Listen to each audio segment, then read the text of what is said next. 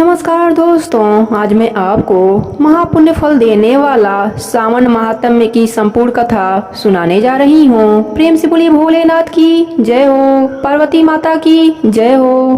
पहला अध्याय के कथा के अनुसार सैनक जी ने सूत जी से पूछा, हे महाभाग, आपके मुख से अनेक आख्यान सुने, मुझे तृप्ति नहीं हुई, फिर भी कुछ सुनने की इच्छा बढ़ती है। जिसके सुनने मात्र से मेरी अनन्य श्रवण करने की इच्छा न हो, कोई ऐसी कथा कहिए। सूत जी ने कहा, आप सब मुनिगण सुने, आपके कहने से मैं प्रसन्न हूँ और आपके लिए मुझे कोई भी बात गुप्त नहीं है। दंभ रहित होना, अस्तित्व बुद्धि होना, सठता न होना, परमात्मा में भक्ति होना, सुनने की इच्छा होना, नम्रता होना, ब्राह्मण भक्त होना, सुशील स्वभाव होना, धैर्य रखना, पवित्र होना, तपस्वी होना, दोषारोहण रहित होना, यह 12 गुण श्रोता के कहे गए हैं। यह सब गुण आप लोगों में है, इससे मैं प्रसन्न हूँ। अब आपसे तत्व बात को कहता हूँ। एक बार ईश्वर ने सनत कुमार से कहा, हे सनत कुमार, हे सुब्रत, हे ब्रह्मा के पुत्र, आपकी सेवा भक्ति से प्रसन्न हो, मैं आपसे अत्यंत गुप्त बात कहूँगा। 12 महीनों में श्रावण महीना मुझे अत्यंत प्रिय है। जो श्रावण मास का महात्म्य सुनने योग्य हो जाने के कारण मास का श्रावण नाम हुआ। पूर्णिमा को श्रवण नक्षत्र के योग हो जाने से भी मास का श्रावण नाम कहा, जो श्रवण मात्र से सिद्धि देने वाला है। अतः श्रावण नाम कहा है। आकाश के समान स्वच्छ हो जाने से नभा नाम कहा। उस मास के धर्मों की गणना करने के लिए भूमि पर कौन समर्थ हो सकता है, जिसके संपूर्ण फलों को कहने के लिए ब्रह्मा हुए।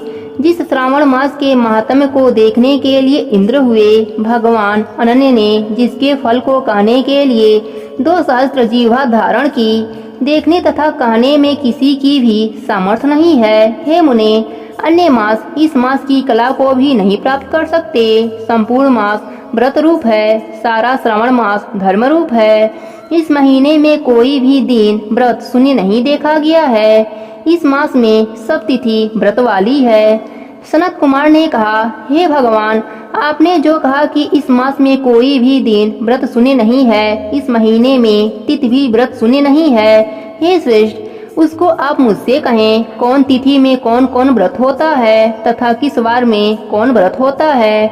उस व्रत का अधिकारी कौन है, फल क्या है, विधि क्या है, देवता कौन है, पूज्य कौन है, पूजन सामग्री क्या है, किस व्रत का कौन समय है। हे प्रभु, वह मुझसे कहें।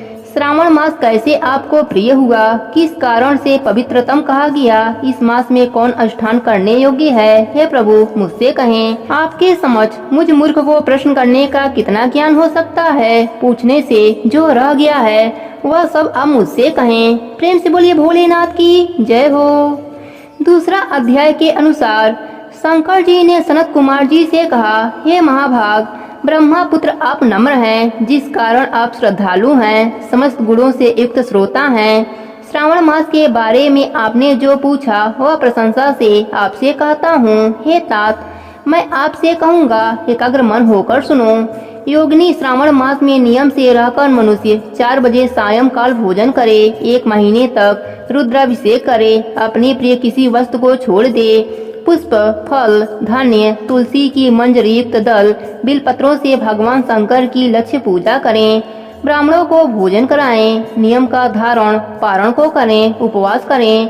मुझे पंचामृत से अभिषेक अति प्रिय है, उसे भी करें। इस मास में जो किया जाता है वह अनन्य फल को देने वाला है। हे मुने, भूमि पर सोएं, ब्रह्मचर्य से रहें, सत्य कहें। इस महीने को कभी भी व्रत से रहित न व्यतीत करें। प्रातः स्नान करें, इंद्रियों को बस में रखें, एकाग्र मन को रोज मेरी पूजा करें। इस महीने में मंत्रों का पुष्य चरण भी उत्तम सिद्धि देने वाला है। खंड अक्षर शिव मंत्र और गायत्री मंत्र का जप करें, प्रदक्षिणा नमस्कार तथा वेद पाठ करें तो सद और वांछित फल देने वाला है। पुरुष सूक्त जपे तो अधिक फल देने वाला है। ग्रह यज्ञ, कोटि होम, लक्ष्य होम तथा आयुध होम करने पर सद फल मिलता है और इच्छित फल देने वाला होता है। इस महीने में एक दिन भी व्रत से रहित व्यतीत करता है वह महाप्रलय तक घोर नरक में जाता है। जैसा यह महीना मुझे प्रिय है वैसा कुछ भी मुझे प्रिय नहीं। यह महीना कामना के अनुसार फल देने वाला है, फलों को देने वाला तथा निष्काम मनुष्य को किया हुआ कर्म मोक्ष फल देने वाला है। हे सत्तम, उस समय में जो धर्म कहे गए हैं उसको मुझसे सुनो। रविवार को सूर्य का व्रत, सोमवार को मेरी पूजा कर भोजन करें। श्रावण महीने के पहले सोमवार से प्रारंभ होकर 3.5 महीने तक होने वाला संपूर्ण कामना की अर्थ सिद्धि को देने वाला रोटक नामक व्रत होता है। मंगलवार के दिन मंगला गौरी का व्रत होता है। बुधवार बुध का व्रत, बृहस्पतिवार को बृहस्पति का व्रत, शुक्रवार को जीवंतिका देवी का व्रत होता है। हनुमान तथा नृसिंह का शनिवार को व्रत कहा गया है। हे मुने, अब अन्य तिथियों में होने वाले व्रतों को सुनो। श्रावण मास के शुक्ल पक्ष की द्वितीया को औदुंबर नाम का व्रत होता है। श्रावण मास की शुक्ल पक्ष द्वितीया को गौरी व्रत नाम का व्रत होता है। श्रावण शुक्ल चतुर्थी को ध्रुवा गणपति नाम का व्रत होता है। हे मुने, इसी का अन्य नाम विनायक चतुर्थी व्रत भी है। श्रावण शुक्ल पक्ष की पंचमी नाम पूजन में उत्तम कही गई है। षष्ठी के दिन सुपौदन नाम व्रत और सप्तमी को शीतला देवी का व्रत होता है। अष्टमी और चतुर्दशी तिथियों में देवी का पवित्रारोहण करें। श्रावण मास की कृष्ण तथा शुक्ल पक्ष की नवमी को नक्त व्रत का विधान कहा है। शुक्ल पक्ष दशमी को आशा नामक व्रत होता है। कोई मनुष्य इस महीने की दोनों पक्ष की एकादशी को आशा व्रत को होना मानते हैं। श्रावण शुक्ल पक्ष की द्वितीया को भगवान हरि का पवित्रारोहण करना कहा गया है।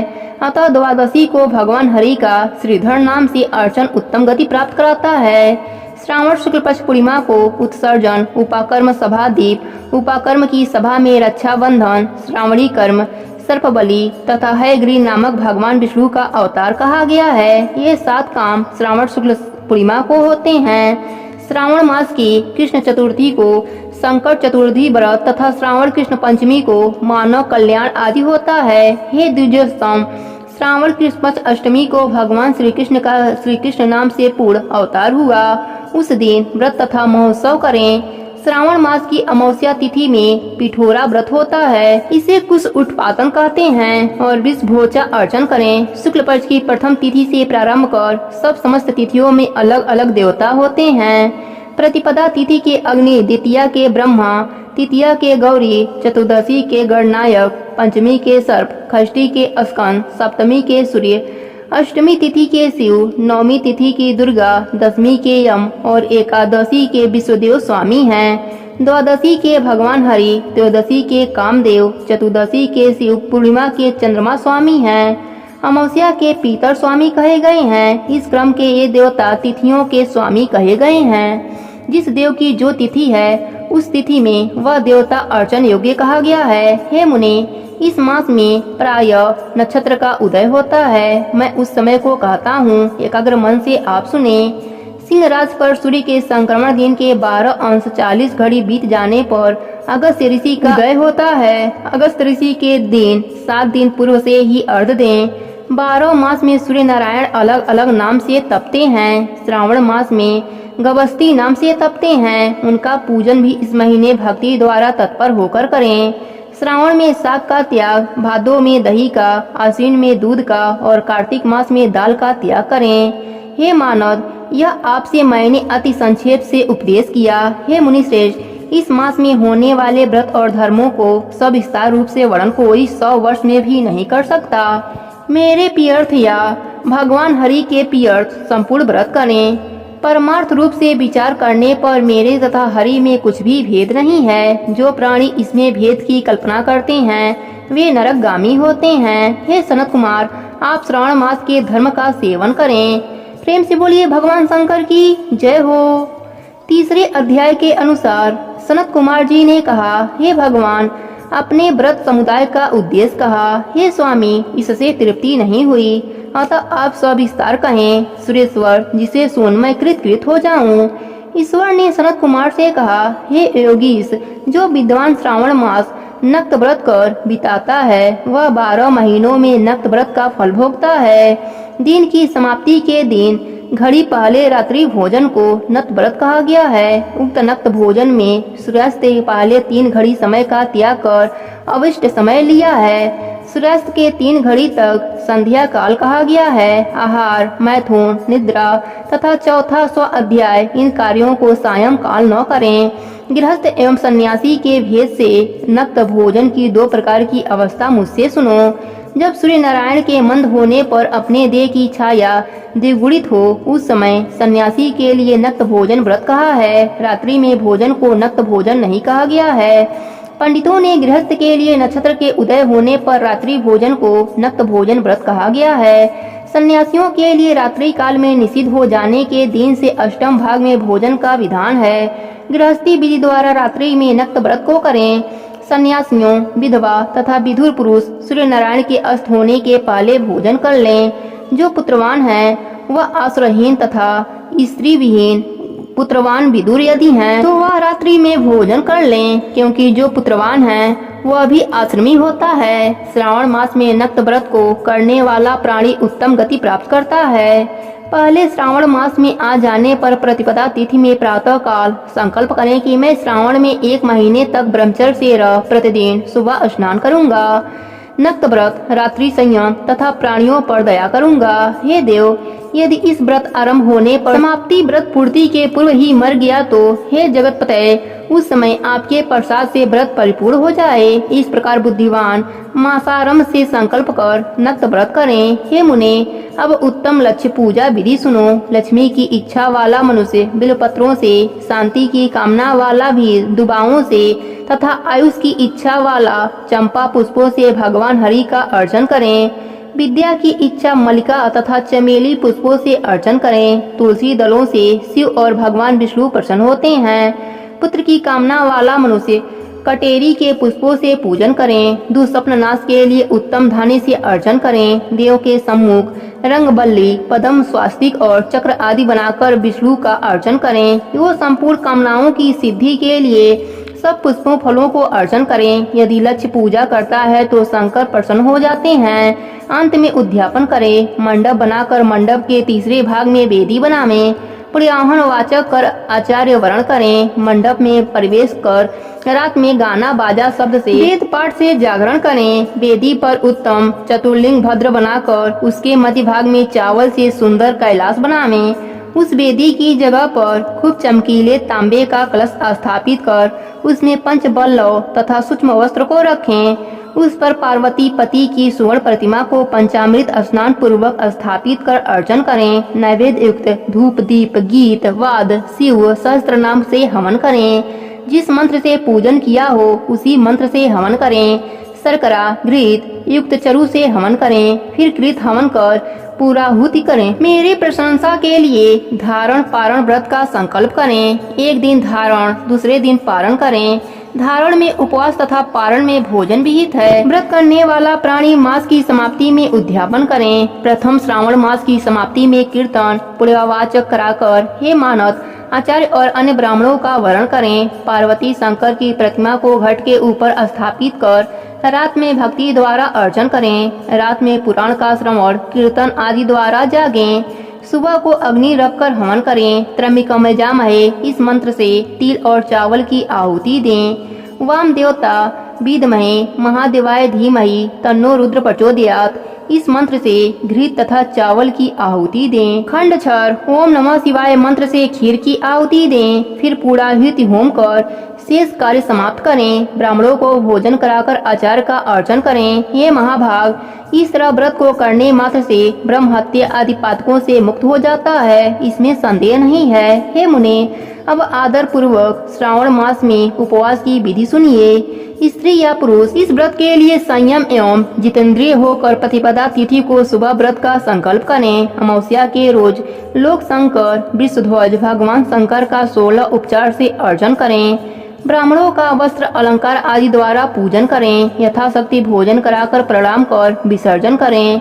इस तरह मास का उपवास व्रत मुझे प्रीतिदायक है। 1,00,000 संख्या वाली रुद्रवर्ती विधि करें। सादर रुई द्वारा निर्मित 11 बत्ती बनावें। मुझे प्रीति वाली यह बत्तियां रुद्रवती नाम से कही जाती हैं। श्रावण मास के प्रथम रोज से विधि संकल्प करें। श्रावण मास में देवों के देव महादेव हैं। भक्ति से उस गौरीश की 1,00,000 बत्ती से आरती करूंगा। यो संकल्प कर रोज 1,000 बत्ती द्वारा अर्चन करें। समाप्ति पर 71,000 बत्ती से आरती करें या रोज रोज 3 सहस्त्र बत्ती द्वारा आरती करें। अंतिम दिन 13 सहस्त्र बत्ती द्वारा आरती करें या एक ही रोज 1,00,000 रुद्रवर्ती को प्रज्वलित करें। मुझे अधिक प्रिय उन बत्तियों को शुद्ध घृत से सेवन करें। संसार के स्वामी महादेव का अर्चन कर कथा सुने। सनत कुमार ने भगवान शंकर से कहा, हे देव, मुझ पर दया कर।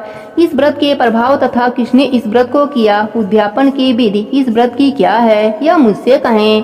भगवान शंकर ने सनत कुमार जी से कहा, हे ब्रह्मा पुत्र, आप अवश्य इस व्रत को सुने। यह व्रतों में श्रेष्ठ रुद्रवर्ती व्रत महान पुण्यप्रद है तथा संपूर्ण उपद्रव को नाश करता है, प्रीति तथा सौभाग्य को देने वाला है, पुत्र पौत्र तथा समृद्धि को देने वाला है, भगवान शंकर को अत्यंत प्रिय है और उत्तम शिवलोक को देने वाला है। तीनों लोक में रुद्रवर्ती के तुल्य अन्य श्रेष्ठ व्रत नहीं है। इसकी एक पुरातन कथा कहते हैं। क्षिप्रा नदी के सुंदर तट के किनारे रमणीय उज्जैनी नाम की पुरी है। उस पुरी में सुगंधा नाम वाली बहुत सुंदर वेश्या थी। उस सुगंधा ने युवा पुरुषों तथा कई ब्राह्मणों के धर्म भ्रष्ट किए, बारंबार बहुत से राजा तथा राजकुमारों को नग्न किया। उसके भूषण आदि ग्रहण कर धिक्कार दे उस वेश्या ने उसे निकाल दिया। यो उस सुगंधा ने बहुत प्राणियों को लूटा। उस वेश्या के शरीर की सुगंध 1 कोस तक सुगंधित होती रहती थी। पृथ्वी पर उसके रूप लावण्य तथा क्रांति की ख्याति थी। नाच कार्य में रंभा आदि देवांगनाओं का अपमान करती थी। पैर की चाल से पद पर हंसती तथा हंसों की चाल की हंसी उड़ाया करती थी। कौतूहलवश किसी समय वह वेश्या भ्रुकुटी तथा कटाक्षों से कामबाड़ को त्यागती हुई क्षिप्रा नदी पर गई। वहां उसने सब और ऋषियों से युक्त क्षिप्रा नदी को देखा। कुछ ब्राह्मण ध्यान में संलग्न, कुछ जप में लीन, कुछ शिव चर्चा में और कुछ विष्णु अर्चन में संलग्न थे। हे महामुने, उन सबों के मध्य महर्षि वशिष्ठ को उस वेश्या ने देखा। उनके दर्शन मात्र के प्रभाव से उस वेश्या की बुद्धि धर्म में बदल गई। जीवन तथा विषयों से मन हट गया। उस वेश्या ने विवश हो मुनि श्रेष्ठ वशिष्ठ को बारंबार प्रणाम कर सब पाप कर्मों के नाश का उपाय पूछा। सुगंधा ने कहा, हे अनाथनाथ, हे योगीश, मैंने बहुत पाप किए हैं। हे प्रभु, आप उन संपूर्ण पाप नाशक उपाय को कहें। ईश्वर सनत कुमार जी से बोले। दीन वत्सल वशिष्ठ मुनि ने उस वेश्या के कर्मों को जानकर आदर से उस वेश्या से कहा, हे भद्रे, एकाग्रचित होकर सुनो। तेरे पापों का नाश जिस पुण्य से हटेगा, मैं वह सब कहता हूँ। हे भद्रे, त्रैलोक के प्रसिद्ध वाराणसी में जाकर त्रैलोक में दुर्लभ इस व्रत को करो। हे भद्रे, रुद्रवर्ती व्रत महान पुण्य देने वाला तथा शिव प्रीति कारक है। हे भद्रे, इस व्रत के करने मात्र से तेरी उत्तम गति होगी। भगवान शंकर ने सनत कुमार जी से कहा, यो सारी विधि सुनकर वह वेश्या खजाना, नौकर तथा मित्र को साथ लेकर काशी पूरी गई। वहाँ पर वशिष्ठ जी के आदेश अनुसार व्रत किया। वह वेश्या पंचभौतिक देह के सहित भगवान शंकर के शरीर में लय हो गई।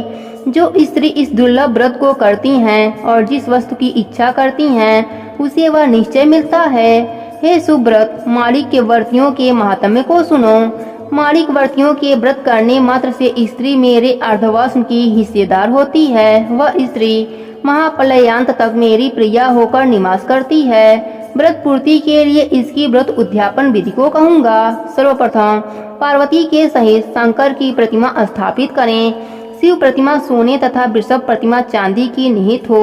विधि द्वारा अर्चन कर रात में जागे।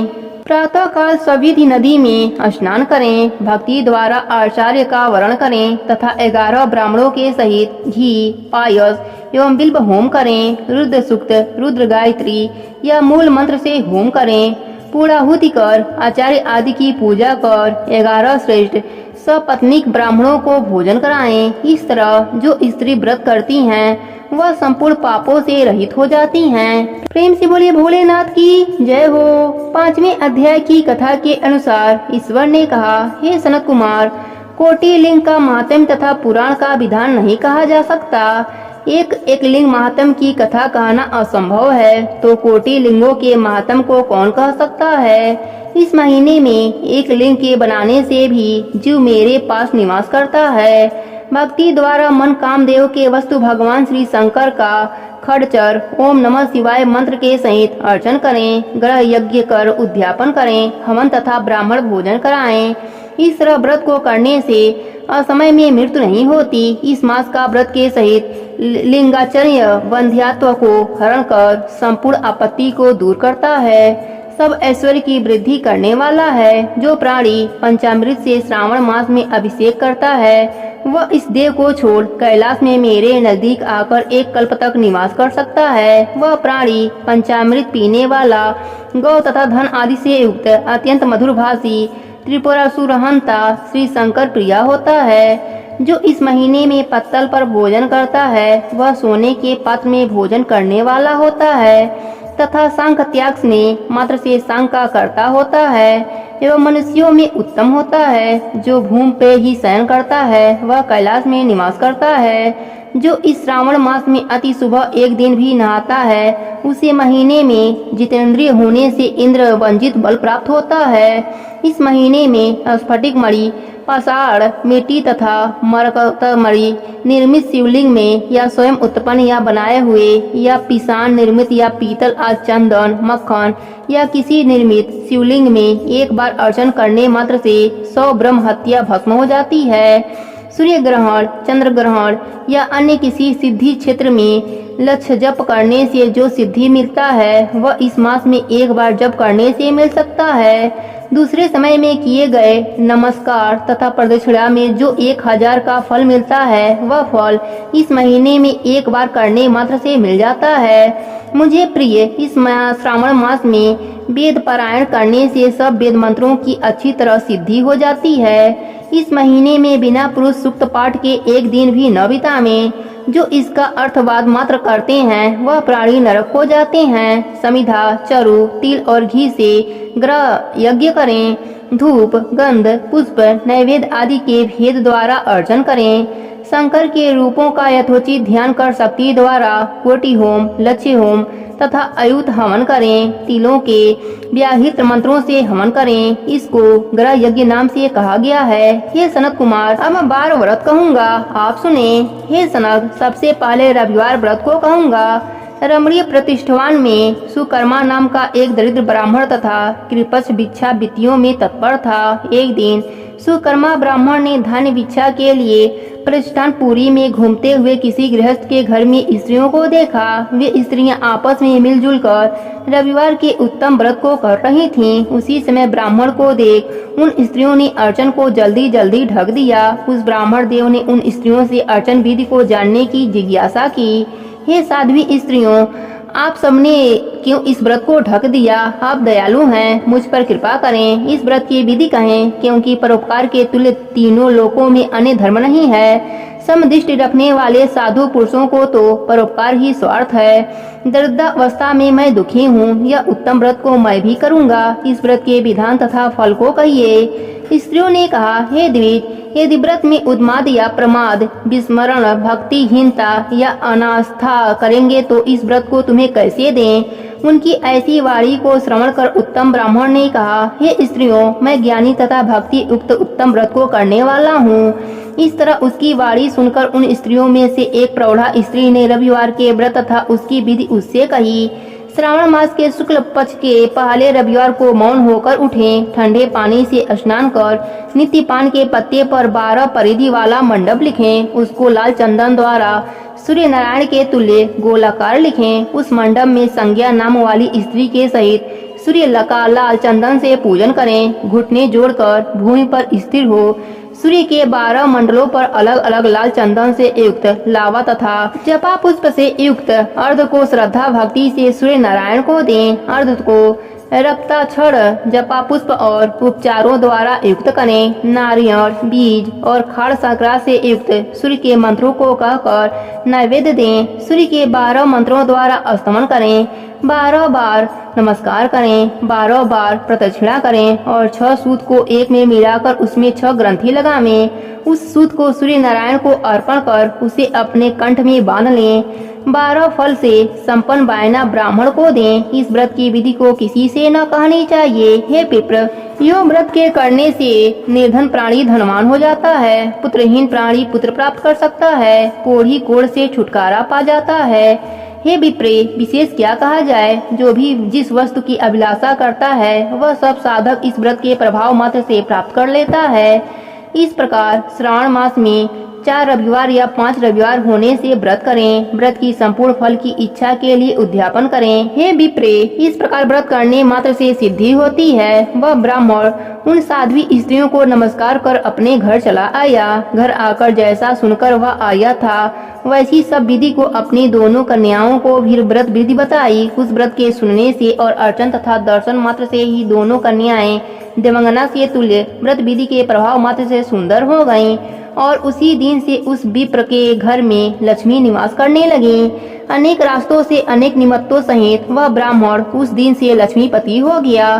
किसी राजा ने उसी ब्राह्मणी के घर के समीप रास्ते से होकर निकलते हुए अति उत्तम उन दोनों कन्याओं को बरामदे या खिड़की पर बैठे देखा। दोनों कन्याएं अपने देह के अवंगों से त्रैलोक के संपूर्ण उत्तम चीजों को तथा कमल और चंद्रमा को भी अपमानित करती थीं। उन बालिकाओं को देखने से राजा ने मोहित होकर क्षण भर वहां पर स्थिर हो गया। राजा ने ब्राह्मण को बुलाकर उन दोनों बालिकाओं के लिए याचना की। ब्राह्मण ने भी प्रसन्न हो दोनों बालिकाओं को राजा को दे दिया। वे दोनों बालिकाएं राजा को स्वामित्व के रूप में प्राप्त कर प्रसन्न हो गईं। प्रसन्न चित्त हो बालिकाएं इस व्रत को कर पुत्र पौत्रादि से युक्त हुई। हे मुने, बड़े अभ्युदय को करने वाले इस व्रत को आपसे कहा। प्रेम से बोलिए भोलेनाथ की जय हो, पार्वती माता की जय हो, गणेश भगवान की जय हो।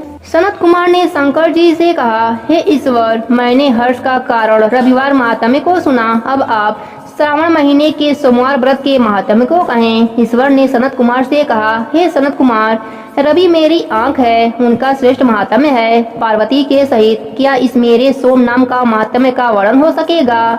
मुझ में इसके महात्म्य का जो कुछ वर्णन हो सकेगा उसे आपसे मैं कहता हूँ। चंद्रमा का सोम नाम है, ब्राह्मणों के राजा सोम है, यज्ञ साधन सोमलता का नाम है। इन नामों के कारण को एकाग्र होकर मुझसे सुनो, यह वार मेरा स्वरूप है, अतः सोम इसका नाम कहा गया है। हे विप्रे, इसकी व्रत विधि सुनो, मैं विस्तार से आपसे कहता हूँ। 12 महीने में सोमवार व्रत करना उत्तम है। यदि 12 महीने में व्रत करने की सामर्थ्य न हो तो श्रावण मास के सोमवार का व्रत करें। इस मास में सोम का व्रत करने मात्र से 1 साल व्रत करने के फल का भागी हो जाता है। श्रावण शुक्ल पक्ष के प्रथम सोमवार दिन में सोम व्रत का संकल्प करें। सोम का व्रत करूंगा, इस व्रत में शिव प्रसन्न हो, यो चारों सोमवार के दिन सुबह संकल्प करें। यदि श्रावण मास में 5 सोमवार हो जावे तो 5 ही सोमवार के दिन में संकल्प कर शाम को शिव का अर्चन करें। सायं काल में श्री शिव जी का खड़ोपचार से पूजन करें और एकाग्र मन से श्री शिव जी की कथा का श्रवण करें। मैं इस सोमवार के व्रत विधि को कहता हूँ, आप सुनो। श्रावण महीने के पहले सोमवार को उत्तम व्रत नियम को ग्रहण करें। अच्छे प्रकार नहाकर शुद्ध हों, सफेद वस्त्र धारण कर काम, क्रोध, अहंकार, द्वेष, चुगलखोरी आदि का त्याग करें। मालती, मलिका आदि सफेद पुष्प तथा नाना प्रकार के पुष्प और अभिष्ट उपचारों से मूल मंत्र ओम नमः शिवाय या त्र्यंबकम मंत्र से अर्चन करें। कहें कि सर्व भवनाशक महादेव का मैं ध्यान करता हूँ। उग्र उग्रनाथ भव शशि मौली का ध्यान करता हूँ। रुद्र नीलकंठ शिव भवहारी का ध्यान करता हूँ। इसी प्रकार देवेश का मनोहर उपचारों से अर्चन करें तथा अपने वित्त के अनुसार इस व्रत को जो करता है उसके पुण्य फल को सुनो। सोमवार के दिन पार्वती के सहित शिव का जो अर्चन करते हैं वे प्राणी पुनर्वित से रहित दुर्लभ लोक को प्राप्त कर लेते हैं। इस महीने में नक्त व्रत के पुण्य फल को सक्षम मात्म्य कहता हूँ। देव तथा दानवों में 7 जन्म के अमित जो पाप होते हैं वे सब नक्त भोजन से नष्ट होते हैं। इसमें कोई विचार न करें। इस उत्तम व्रत को उपवास द्वारा करें। पुत्रेच्छा वाला पुत्र और धनेच्छा वाला धन प्राप्त कर लेता है। प्राणी जिस वस्तु की इच्छा कर लेता है उसे वह फल प्राप्त हो जाता है। इस लोक में बहुत समय तक रहकर अपने इष्ट भोग पदार्थ को भोग कर अंत में उत्तम विमान द्वारा रुद्र लोक में जाकर पूजित हो जाता है। तन, मन, धन और जीवन को चालमान जानकर प्रत्न से व्रतोध्यापन करें। धन सरलता को छोड़ स्वशक्त्यानुसार चांदी के वृषभ या स्थिर उमा महेश्वर की प्रतिमा बनवावें। सुंदर लिंग तो ब्रह्मंडल बनाकर उस पर घट को स्थापित करें। घट को सफेद वस्त्र से ढकें। घड़े के ऊपर पार्वती के सहित शिव जी की प्रतिमा रखें। श्रुति स्मृति और पौराणिक मंत्रों से शिव का अर्चन करें। पुष्प का मंडल बनाकर उसके ऊपर एक रमणीय चंदोदा बांध दें। रात के समय गीत तथा पाद द्वारा जागरण करें। अपने गृह सूत्र विधान द्वारा बुद्धिमान अग्नि का स्थापित करें। सर्व भयनाश आदि 11 नाम से होम करें। पलाश की लकड़ी से 108 आहुति दें। यव बिल तिल आदि द्वारा त्र्यंबकर मंत्र से बेलपत्र या खड़ाक्षर मंत्र से हवन करें। पूर्णाहुति कर्म कर सृष्टिकृत आदि आहुति करें। आचार्य का पूजन अर्चन कर गौ आचार्य को दें। रमणीय 11 ब्राह्मणों को भोजन कराकर उन ब्राह्मणों का 11 घड़ा बांस के पत्र सहित दें। पूजा करें। प्रधान देव तथा देव पर चढ़ी सामग्री आचार्य को दें। प्रार्थना करें कि मेरा व्रत पूर्ण हो। इस व्रत से भगवान शिव प्रसन्न हो। प्रशंसा से बंधु बांधवों के सहित भोजन करें। जो इस विधान द्वारा इस व्रत को करता है वह जो कुछ चाहता है वह सब प्राप्त कर लेता है और शिवलोक में जाकर पूजित हो जाता है। प्रेम से बोलिए भोलेनाथ की जय हो। 7वां अध्याय के अनुसार ईश्वर ने कहा, हे सनत कुमार, अब उत्तम मंगलवार का व्रत कहूँगा जिसके करने से वैधर्भ का नाश होता है। विवाह उपरांत 5 साल तक इस व्रत को करें। इसका नाम मंगला गौरी व्रत है। यह पाप को नष्ट करने वाला है। विवाह के अनंतर पहले श्रावण मास में शुक्ल पक्ष के पहले मंगलवार के दिन इस व्रत का सुबह आरंभ करें। पुष्प मंडल निर्माण कर उसे कदली स्तंभों से शोभित करें। नाना तरह के फूलों तथा रेशमी कपड़ों से विभूषित करें। उसमें देवी की प्रतिमा स्थापित करें। यथाशक्ति उस प्रतिमा का अर्चन करें। उस मंगला गौरी प्रतिमा का खोडक उपचारों से 16 दुर्वा दलों और 16 चिड़चिड़ा दलों से 16 चावल तथा 16 चने की दाल से अर्चन करें। 16 बत्तियों का एक दीपक हो या 16 दीप जलाकर भक्ति द्वारा दही तथा चावल का नैवेद्य समर्पण करें। देवी के नजदीक सील लोढ़ा रखें। इस प्रकार 5 साल तक व्रत करें। फिर उद्यापन कर माता का वायना दें। वायना का प्रकार सुने। मंगला गौरी की एक पल सोने की प्रतिमा या आधे पल या आधे से आधे पल या यथाशक्ति सोने की प्रतिमा बनवावें। सत्य अनुसार सोने या चांदी आदि से निर्मित घड़े को चावल से भरें। उस घड़े के ऊपर मंगला गौरी की प्रतिमा रखें। देवी के नजदीक सील लोढ़ा रखें। इस प्रकार माता के लिए बायना दें। हे विप्र, इस प्रकार व्रत करने मात्र से 7 जन्म तक सौभाग्य रहता है। पुत्र पौत्र संपत्ति आदि से युक्त हो वह क्रीड़ा करती है। सनत कुमार ने ईश्वर से पूछा, हे शंभु, इस व्रत को पहले किसने किया? उसको इस व्रत को करने का क्या फल हुआ? ईश्वर ने कहा, हे विप्र, पूर्व काल में कुरु देश में श्रुति कीर्ति नाम वाला शास्त्र ज्ञाता कीर्तिमान तथा शत्रु रहित राजा था। वह 64 कलाओं का जानकार धनु विद्या विशारद था। पुत्र सुख को छोड़कर उस राजा को सब आनंद था। संतान के लिए राजा बहुत चिंताकुल हो गया था। उसने जप तथा ध्यान युक्त हो देवी की आराधना की। उसके इस जप से देवी प्रसन्न होकर उससे बोली, हे सुब्रे, वर मांग। श्रुति कीर्त ने कहा, हे देवी, आप यदि राजी हैं तो शोभन पुत्र दो। देवी, आपके कृपा रूपी प्रसाद से किसी अन्य चीज की कमी नहीं है। राजा की ऐसी बारी को सुन मंद मंद हंसती हुई देवी ने कहा, हे राजन, तुम दुर्लभ वस्तु की याचना करते हो, लेकिन मैं कृपा कर तुमको पुत्र दूंगी। हे राजन, सुनो, पुत्र अत्यंत बुरी होगा पर 16 साल से अधिक नहीं जिएगा। यदि सुंदरता तथा विद्या विहीन पुत्र होगा तो वह पुत्र बहुत समय तक जीवित रहेगा। देवी की बारी सुन राजा चिंता करने लगा। उसने अपनी भार्या से विचार कर गुण विशिष्ट संपूर्ण लक्षण युक्त 16 साल तक की वायु वाला पुत्र मांगा। देवी ने उस समय भक्त राजा के लिए आज्ञा दी, हे नृपदंदन, मेरे दरवाजे पर आम का पेड़ है। मेरी आज्ञा से उस आम के पके फल को लेकर अपने पत्नी को खाने को दो। उसके फल खाने से उसी समय रानी निसंदेह गर्भ धारण करेंगी। राजा ने प्रसन्न हो देवी की आज्ञा अनुसार अपने पत्नी को आम्र फल दिया। उससे खाने से पत्नी से गर्भ धारण किया। उसके 10वें महीने में देवतुल्य पुत्र का जात कर्म आदि संस्कार कर दिया और शिव शंकर करते हुए पिता ने उसका चिरायु नाम रखा। जिस समय उसे 16वां साल प्रारंभ हुआ, उसी दिन से सपत्नीक राजा को चिंता लगने लगी। राजा ने विचार किया, यह पुत्र बड़े ही कष्ट से प्राप्त हुआ है, अपने समक्ष इसकी दुखद मृत्यु कैसे देखूंगा। अतः राजा ने पुत्र के मामा के साथ उसे काशी भेजने का प्रबंध किया। इस समय राजपत्नी ने अपने भ्राता से कहा, तुम कार्बटिक भेष धारण कर इस लड़के को काशी ले जाओ। मैंने पूर्व में पुत्र की प्राप्ति के निमित्त भगवान मृत्युंजय से प्रार्थना की थी कि हे विश्वेश्वर, पुत्र की प्राप्ति पर जगतपति की यात्रा के लिए भेजूंगी, अतः पुत्र को इसी समय ले जाओ।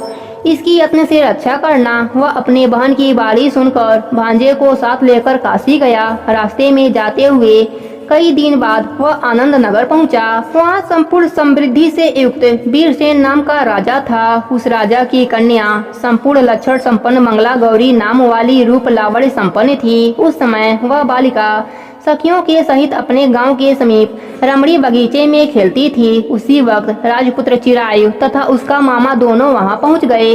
वे बालिकाओं को देखने की इच्छा से ठहर गए। इतने ही समय में क्रीड़ा करती हुई उन बालिकाओं में से एक बालिका ने क्रोधित हो अत्यंत कठिन दुर्वचन रंडा। यह कहा, इस दुर्वचन को राजपुत्री ने सुनकर कहा, तुम आरोग्यवाणी क्यों बोलती हो? मेरे वंश में ऐसी स्त्री नहीं है। मंगला गौरी के वर प्रसाद से तथा मंगला गौरी व्रत के प्रभाव मात्र से मेरे हाथ से चावल जिसके मस्तक पर गिरे तो हे सखी, उसके साथ विवाह हो जाने पर थोड़ी वायु वाला है तो भी चिराई हो जाएगा। तदंतर सब बालिकाएं अपने अपने घर चली गईं। उसी रोज राजकन्या का विवाह का दिन था। वल्लिक देश के धीर धर्म राजा के पुत्र सुकेतु नाम वाले को देना निश्चय हो चुका था, पर वह सुकेतु मूर्ख, कुरूप तथा बहिरा था। अतः वर पक्ष वालों ने मंडप में अच्छा वर के ले जाने का निश्चय किया। विवाह होने पर वहाँ सुकेतु चला जाएगा। यह विचार कर चिरायु के समीप जाकर उसके मामा से कहा, यह बालक हमें दो, क्योंकि आपके बालक द्वारा हमारा कार्य सिद्ध होगा। इस भूमि पर परोपकार के तुल्य अन्य कोई धर्म नहीं है। यह बाणी सुनकर उसके मामा हृदय से राजी हुए, क्योंकि उन्होंने पूर्व में वाटिका में बालिका की बाणी सुनी थी।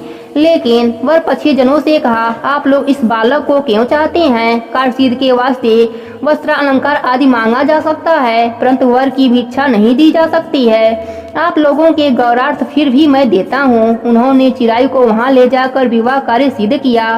कार्य होने पर रात में गौरी शंकर के समीप वह चिरायु पुत्र सुपर्ण चित से राजकन्या मंगला गौरी के साथ सो गया। उसी रोज चिरायु का 16वां साल समाप्त था। उसी रात को सांप के रूप में काल वहां आया।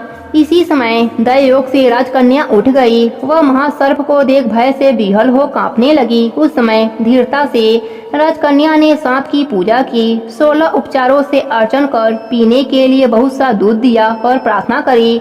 दिन बाड़ी से उसने सांप की स्तुति की। माला गौरी ने कहा कि मैं उत्तम व्रत करूंगी। मेरे पतिदेव इस सर्प से जीवित हों तथा चिरंजीवी हों, ऐसा कीजिए। उसी समय उस सांप ने कमंडलू में प्रवेश किया। अपनी कंचुली चोली से राजकन्या ने उस कमंडल का मुख बांध दिया। तदंतर उसके पतिदेव शरीर से अंगों को अड़ते हुए जाकर उठे। अपनी पत्नी से कहा, हे प्रिय, मुझे भूख सता रही है। उसने माता के समीप जाकर पायस, लड्डू आदि लाकर पति को दिया। उसने प्रसन्नचित हो भोजन किया।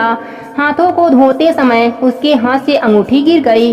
वह पान खाकर फिर सो गया। फिर वह राजपुत्री कमंडलू पात्र फेंकने गई, लेकिन विधि के विधान से बाहर जाने पर चमकते हुए हार की क्रांति देख विस्मित को प्राप्त हो गई। उस घट में स्थित हार को अपने कंठ में धारण किया। कुछ रात जब शेष रही तो चिरायु का मामा उसे ले गया। चिरायु के जाने के बाद वर पक्षी जन सुकेत को वहां लेकर गए। मंगला गौरी ने उस सुकेत को देखा तो वह कहने लगी, यह मेरा स्वामी नहीं है। सभी वर पक्षी महानुभाव राजकन्या से कहने लगे, हे सुबे, यह क्या कह रही हो?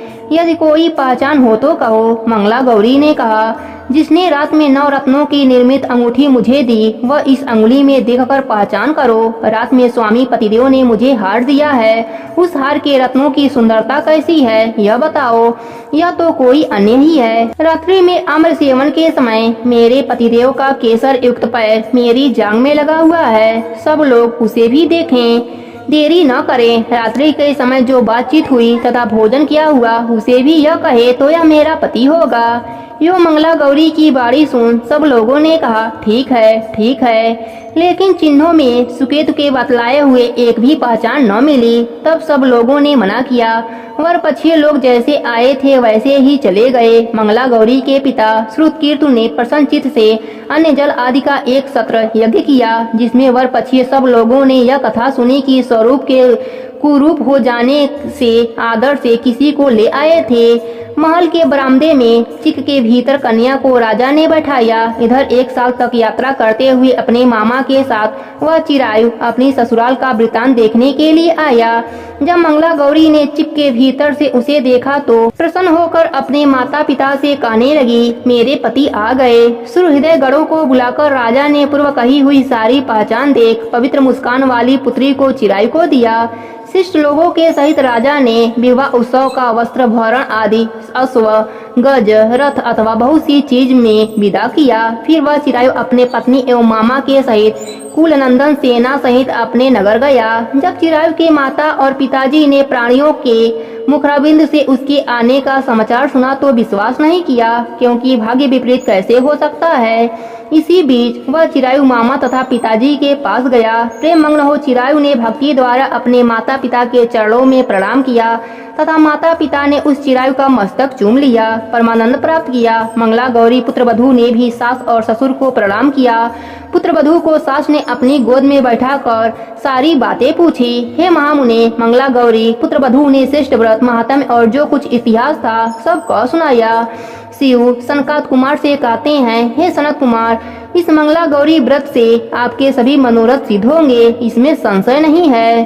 प्रेम से बोलिए भोलेनाथ की जय हो। 8वें अध्याय के अनुसार ईश्वर ने कहा, सनत कुमार, आपसे पाप को नाश करने वाले बुद्ध तथा बृहस्पति व्रत को कहूँगा, जिसे श्रद्धा के साथ करके प्राणी उत्तम सिद्धि प्राप्त करता है। ब्रह्मा ने चंद्र को ब्राह्मणों के राजा सन पर अभिषिक्त किया। किसी काल में चंद्रमा ने भी बृहस्पति की तारा नाम वाली पत्नी को देखा। वह रूप एवं संपन्न लावण मद गर्वित देख उसके रूप पर मोहित हो काम बाढ़ के बस से हो गया।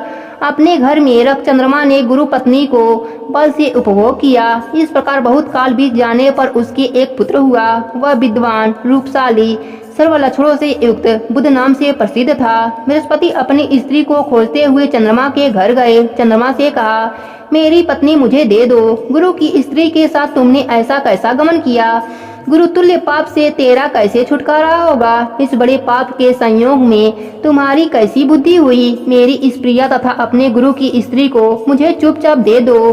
प्रायश्चित को एकांत में करके पाप से रहित हो जाओ। यदि ऐसा न करोगे तो इंद्र की सभा में मैं तेरे इस पाप को कहूँगा। बृहस्पति के यो कहने पर भी कलंकित चंद्रमा ने गुरु पत्नी तारा को नहीं लौटाया तो देव सभा में जाकर बृहस्पति देव ने इस वार्ता को कहा कि मेरी पत्नी को चंद्रमा ने ग्रहण कर लिया है और वह मांगने पर भी नहीं देता है। हे इंद्र, आप देवराज हैं, आप मेरी पत्नी को दिला दें, अन्यथा चंद्रमा कृत पाप आपको ही होगा। इसमें संशय नहीं, क्योंकि राज्य का पाप शास्त्र के निर्णय से राजा को ही भोगना पड़ता है। दुर्बल का बल राजा है, यह पुराण में कहा गया है। गुरु की वार्ता सुनकर इंद्र ने चंद्रमा को बुलवाया।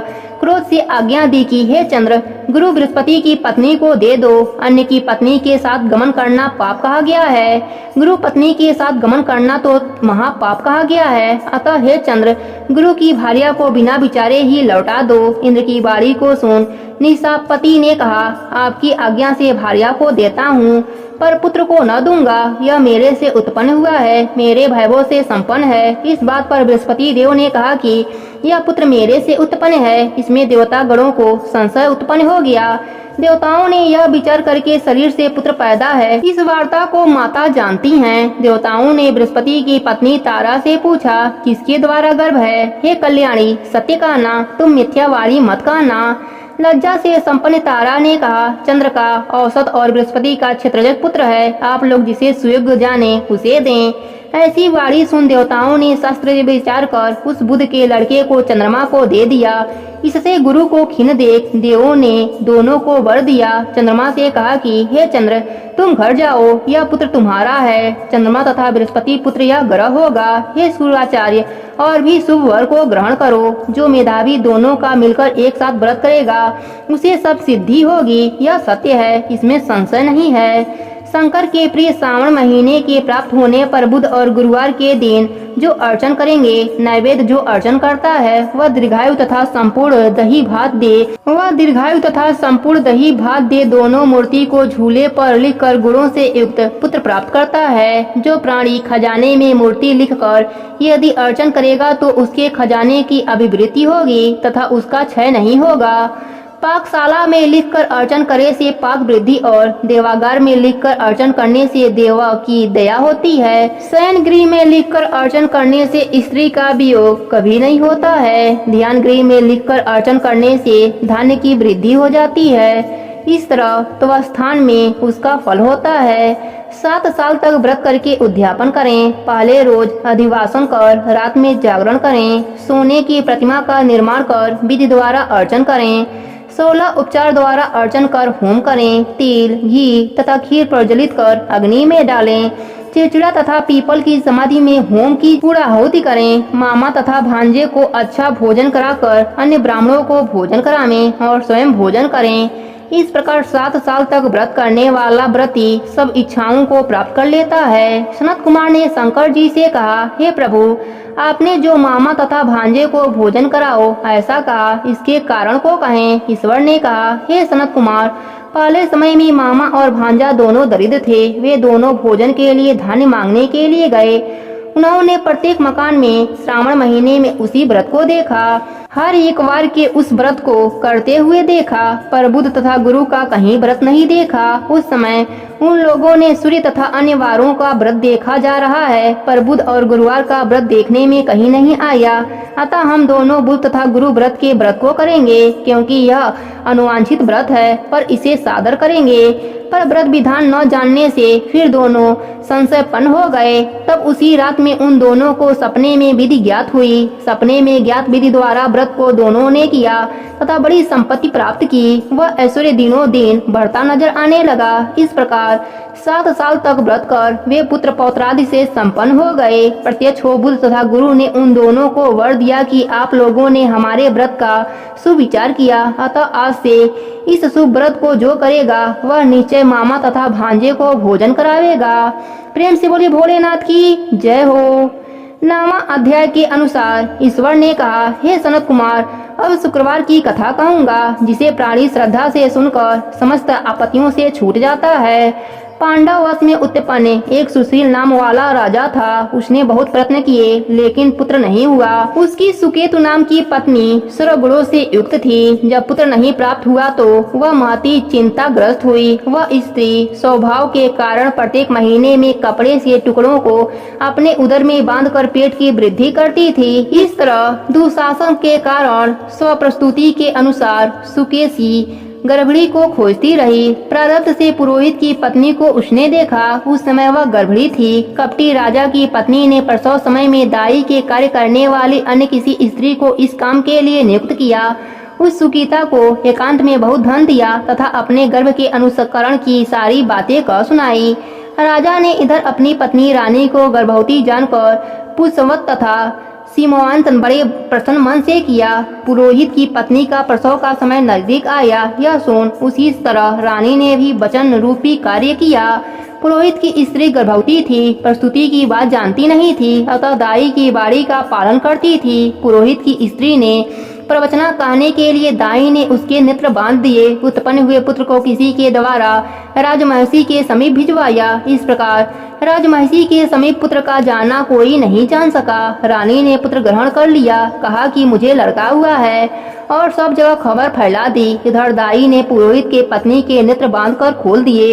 वह अपने साथ मांस की एक पिंडी लाई थी। पुरोहित पत्नी को उसी को दिखाया तथा विस्मय और खेद युक्त बाड़ी को भी प्रस्तुतिका आप ही कहने लगी, यह अभीष्ट हुआ है, पतिदेव से कहकर इसकी शांति करवाना। पुत्र नहीं हुआ तो न सही, परंतु आप भाग से जीती रहो। पुरोहित पत्नी को प्रसव स्पर्श चिंता हुई, क्या इसने कपट किया, यो संगीनता बस में थी। ईश्वर ने सनत कुमार से कहा, राजा ने पुत्र की उत्पत्ति सुनी तो जात कर्म संस्कार आदि करके ब्राह्मणों को गज, अश्व, रथ आदि दान दिया। जो कैदी जेल खाने में थे उन्हें प्रशंसा पूर्वक छोड़कर सुतकांत में कारण आदि संस्कार किए। राजा ने पुत्र का प्रियवंश यह नाम रखा। श्रावण महीने में आ जाने पर पुरोहित पत्नी ने शुक्रवार के दिन भक्ति द्वारा जीवित का अर्चन किया। दीवार में बहुत लड़कों के सहित जीवित का मूर्ति लिखकर पुष्पमाला से अर्चन कर 5 दीपक जलाए। गेहूं के पिसान के दीपक बनाकर उसमें दीपक जलाई तथा आप भी गेहूं के पिसान के दीपक को घृत में पकाकर भोजन किया। अक्षय फेंक कर कहा, जहाँ भी मेरा लड़का हो, हे करुणानिधि, हे जीविंती, उसे रक्षा करना। यो प्रार्थना कर कथा श्रवण कर तथा विधि नमस्कार किया। जीविंतिका के प्रसाद से बालक दीर्घायु हुआ। उस रोज से जीविंतिका देवी उस पुत्र की मातृ गौरव से रात दिन रक्षा करने लगी। यो कुछ काल बीतने पर राजा मर गए। पितृभक्त पुत्र ने पिता की पारलौकिक क्रिया की। फिर मंत्री पुरोहित ने प्रियव्रत को राज सिंहासन पर बैठा दिया। उसने प्रजा की रक्षा तथा कुल काल तक राज्य कर राज्य का भार प्रिय मंत्रियों को दे पितृ ऋण से मुक्त प्राप्त करने के लिए भक्ति द्वारा गया जाने की इच्छा की। उसने राजकीय भेष छोड़कर कार्पटिक भेष बनाकर यात्रा की। रास्ते में किसी गृहस्थी के मकान में निवास किया। उसी रोज उसकी पत्नी को पुत्र हुआ। इसके पूर्व उसके 5 पुत्रों को क्रमशः खष्टी देवी मार चुकी थीं, पर इस लड़के के हो जाने पर 5वें रोज राजा वहां आ गया। राजा ने शयन किया तो जब रात को खष्टी देवी बालक ग्रहण करने आई, तब खष्टी देवी को देखकर जीविंतिका ने कहा, खष्टी देवी, इस राजा को लांग कर मत जाओ। यो जीविंतिका के मना करने पर जैसे खष्टी देवी आई थीं, वैसे ही खाली हाथ चली गई। उसने 5वें रोज पुत्र को जीवित देखकर और राजा को लड़के के जीवन दाता जानकर राजा से प्रार्थना की, हे राजन, आजकल रोज मेरे मकान पर आप ठहरें, क्योंकि हे प्रभु, आपकी दया से यह मेरा 6वां पुत्र जीवित है। गृहस्थ की ऐसी प्रार्थना सुनकर प्रियव्रत ने कहा, निवास किया। फिर गया जानकर पिंड देने लगा। वहाँ विष्णु पद पर पिंड को देखे हुए आश्चर्य हुआ कि जब पिंड ग्रहण के लिए 2 हाथ निकल पड़े। ऐसी घटना देख वह भूपति विस्मित तथा संदेह करने लगा, क्या करूं? ब्राह्मण ज्ञाता से राजा ने विष्णु पद पर ही पिंडी दिया। फिर किसी सत्यवादी ज्ञानी ब्राह्मण से पूछा कि ऐसी बात क्यों हुई। उसके पूछने पर ब्राह्मण देवता ने कहा कि हे राजन, ये दोनों हाथ आपके पिता के हैं। ऐसा क्यों हुआ? इसकी जानकारी के लिए घर में जाकर माता से पूछो। इसकी बातें माता ही कहेंगी। राजा चिंतित तथा दुखी हो मन में अनेक तरह के विचार करने लगा। यात्रा पूरी कर जहाँ लड़का राजा के पहुँचने से जीवित हुआ था, वहाँ जाकर उसी दिन उस गृहस्थी के घर पुत्र जन्म का 5वां रोज था। वह स्त्री प्रस्तुता थी। इसके दूसरे दिन लड़का हो जाने पर रात के समय खष्टी देवी पुत्र को ग्रहण करने आई। खष्टी देवी को जीविंतिका ने पुनः मना किया तो खष्टी देवी जीविंतिका से कहने लगी, हे जीविंतिके, आपको इसकी क्या आवश्यकता रहती है तथा कौन सा व्रत इसकी माँ करती है जिस कारण आप दिन रात इसकी रक्षा करती हैं। खष्टी देवी की ऐसी बाणी सुन जीविंतिका कुछ हंसती हुई कहने लगी, राजा भी रात दिन इसी निमित्त की जानकारी के लिए जागा हुआ था और सोने का बहाना किए हुआ था। उसी समय राजा ने उन दोनों की सारी बातें सुनी। हे खष्टी देवी, इसकी माँ श्रावण महीने में शुक्रवार के रोज मेरी पूजा तथा व्रत के जो सब नियम करती है, उसी नियम को मैं आपसे कहती हूँ। इसकी माँ हरे वर्ण का कपड़ा तथा चोली नहीं ग्रहण करती और हरे वर्ण की कांच की बनी चूड़ी भी अपने हाथों में ग्रहण नहीं करती। चावल के धोवन के जल को कभी नहीं लगती। हरे पल्लव के मंडप के नीचे नहीं जाती। हरे वर्ण का हो जाने से करेला का साग नहीं खाती। यही सब मेरी प्रशंसा के लिए करती है। इसी कारण इसकी मैं निरंतर रक्षा करती हूँ तथा इस लड़के की भी सुरक्षा करती हूँ। यह सब राजा सुनकर सुबह अपने नगर को गया। स्वागरात जहाँ राजा के नगरवासी तथा देशवासी प्राणी आए। राजा ने माता से पूछा, हे माता, आप जीवंत का व्रत करती हैं तो उसकी क्या विधि है? राजा के पूछने पर माँ ने कहा, जीवंतिका का व्रत मैं नहीं जानती। राजा ने गया यात्रा के फल प्राप्त ब्राह्मणों तथा सुनीतियों को भोजन कराने की अभिलाषा प्रकट कर उन सुवानिसी ब्राह्मणियों के यहाँ हरे रंग की चोली और हरे रंग की कांच का कंगन आदि परीक्षार्थ के लिए भिजवाया। दूत ने यह कहा कि आप सब राजा के घर में भोजन के लिए आए। पुरोहित की पत्नी राजदूतों से कहने लगी, मैं हरे रंग की कोई भी चीज नहीं लेती। पुरोहित पत्नी की ऐसी वाणी सुनकर राजा के दूत ने जाकर कहा। राजा ने पुरोहित की पत्नी के लिए रमणीय लाल वर्ण के कपड़े आदि भेजे। पुरोहित पत्नी उन सब चीजों को ग्रहण कर राजा के घर गई। वह पूर्व वाले दरवाजे पर चावल का धोवन जल तथा हरे वर्ण का मंडप देखकर वह स्त्री अन्य दरवाजे से गई। राजा ने यह देखकर पुरोहित पत्नी को नमस्कार किया और नियम का पालन का कारण बतलाया। राजा को देखकर उसी समय उसके स्तन से दूध बहने लगा। उन स्तनों की दुग्ध धारा से वह राजा अच्छे प्रकार से सिंचित हो गया। गया जी में 2 हाथ निकलने से तथा रास्ते में गृहस्थी के यहाँ देवी से बातचीत और स्तनों से दूध बहने मात्र से राजा को विश्वास हो गया कि यह मेरी माँ है। राजा ने गृह में रक्षा करने वाली माँ के समीप जाकर बड़े विनय से पूछा, हे माता, भय मत करो, मेरे जन्म समय की ठीक बात कहो। राजा के जन्म समय की बात सुकेशनी के तथ्य रूप से कह दिया। राजा ने इससे प्रसन्न हो अपनी जन्म देने वाली माँ बाप को नमस्कार किया और संपत्ति देकर बढ़ाया। इससे दोनों बड़े आनंदित हुए। एक दिन रात में जीविंतिका ने प्रार्थना की, हे जीविंतिका, मेरे जन्म देने वाले पिता हैं तो गया में 2 हाथ क्यों निकले। उसी समय सपने में देवी ने संशय का नाश कर देने वाली बाणी कही, हे राजन, मैंने तुझे केवल विश्वास दिलाने के लिए ऐसी माया की थी, इसमें संदेह मत करो। शिव ने सनत कुमार जी से कहा, हे सनत कुमार, यह श्रावण महीने के शुक्रवार व्रत के सारे महात्म्य को कहा है। इस व्रत को करने मात्र से प्राणी सब इच्छाओं को प्राप्त कर लेता है। प्रेम से बोलिए भोलेनाथ की जय हो। 10वां अध्याय के अनुसार शिव जी ने सनत कुमार से कहा, सनत कुमार, अब मैं आपसे शनिवार व्रत की विधि कहूँगा। श्रावण महीने में शनिचर के रोज 3 देवताओं का, नृसिंह, शनि तथा हनुमान का अर्चन करें। दीवार पर खम्भे में शुभ नृसिंह की प्रतिमा बनाकर लक्ष्मी सहित जगतपति नरसिंह को हल्दी सहित चंदन, नीले पीले फूल से अर्चन कर खिड़की तथा हाथी चक साग के नैवेद्य का भोग लगावें।